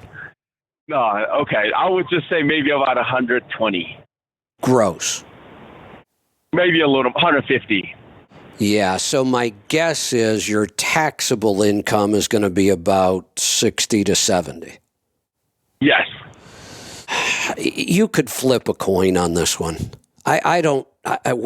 We might be able to. I mean, we're going to have to. The trick to saving money with an LLC or a corporation is we pay you a salary that is smaller than your profit, and we take the rest of the profit out as what's called a dividend or a draw or earnings. And the savings comes in is if we pay you a salary, you have to pay income tax, Social Security, and Medicare. If we take it out as earnings, we only have to pay tax, just the income tax. Oh, okay. That's how. Okay, but I was actually. Go ahead. Oh, okay. I was actually worried that because I have about so much money in my stocks and not much to you compared to you, but I got like 150,000 in my S&P 500. Okay. And I got about 50 grand in my business bank account, and I just live out of my truck. Well, and I want to protect that. That's why. Well, you can't. I was calling. You can't. You can't? No. Well, you can with insurance, but you can't do it with the corporation. There's no real protection there. First off, attorneys today really probably are not taking cases unless there's $1 million in assets to go after. That's kind of like minimum. I mean. Oh, okay. Yeah. So they're not coming after people like you, but if they wanted to, let's say that we just get some aggressive attorney who's just going to come after everybody, and sometimes they do that. You couldn't stop it. If you were truly at fault, if you were holding the steering wheel and you ran somebody over and you're being sued because of it, they can sue you as the driver. Even as an LLC? Well, they will sue your LLC because it's a separate entity and it owns the truck and the company, but they could sue you as the driver as well. You're the one that caused the accident. Oh, I thought LLC would protect my personal asset. No, that's what I'm telling you. It doesn't if you are truly at fault. Oh. And do you, let's be honest about this. Do you think it should? I don't think it should. If you did damage to somebody, you should be responsible for that. Yeah, you're right. But I thought corporations do it all the time, and they get away with it and start another business with a different name. The bigger the corporation, the more likely it is that the officers themselves won't be held accountable. The corporation will be fined. The insurance company will have to pay. But those are big corporations with employee CEOs. Business owners, and the smaller the company is, the more likely it is that you were the one responsible for the accident. You can be sued. Oh, okay. The good news is they're probably not coming after you. You just don't have enough money. I don't have enough money. I don't worry about people coming after me. Okay. And there are other ways we can structure our money even if we have a lot. They can't touch your retirement accounts. They can't touch your home. Okay. Even as a sole proprietor, they can't touch my retirement account? No. Qualified retirement accounts, they're not allowed to attach those in a lawsuit. And in most states, they can't touch your primary residence either. Okay. I mean, we don't. That's good to know. And that's another good thing. We don't want to sue somebody and make them homeless. That's not good for anybody. Yeah. We don't want to take somebody that has assets and then make them broke and homeless. That would be a horrible thing for society. Okay. Well, okay. So in my situation, that I should stay as a sole proprietor. In any situation for small businesses, the only reason I recommend a corporation is when we can create a tax savings. And because you only work part-time, you're right on the borderline. I might be able to create a little bit of savings tax-wise, but then you also have the cost of the corporation. You have to form it. That has a cost. Okay. You have filing fees every year. Your tax work goes way up because now you have to do payroll, so you're probably going to have to pay somebody to do payroll. You're going to have to do a corporate tax return at the end of the year, plus your personal tax return, so that's a new cost. So by the time we cover all the cost with this little bit of savings, we about broke even, and why bother? Okay. Now, if you were all right. clearly making 75 or 80,000 a year consistently, then it would probably make sense. Like I say, you're right on the borderline, and I probably wouldn't bother. Okay. Yeah, I'm happy with what I make because I enjoy my life on the road. Then stick with what you're doing. Right. And I don't see a corporation being any big benefit for you. Okay, right on. Okay, cool. So yeah, when I talk to other owner-operators, they just freak out and they're like, how the hell are you even in business? Because, I don't know a lot of stuff, but I know how to get the most out of my fuel, the way I drive, and I'm getting better and better. That's a big one. I'm talking just getting off cruise control every time I go uphill, accelerating when I'm going downhill, so I'm really good at that, and I'm getting my fuel mileage up. Excellent. Stay focused. Stay focused on your operation, keeping your costs down. Stay focused on the fact that you've created this cool little business that pays your bills, and you're happy, and you get to live a life you like. Stay focused on that. Don't worry about the corporation. Okay, I will. Cool. So, I guess that's all I have. All right. I'll talk next time about other good stuff. There you go. I'll look forward to it. All right, we're going to wrap this up. Boy, the shows have been going long lately. I'm not complaining. We will see you back here tomorrow for the Power Hour. Be safe, be profitable, be fit and healthy. Always do the hard work and master the journey.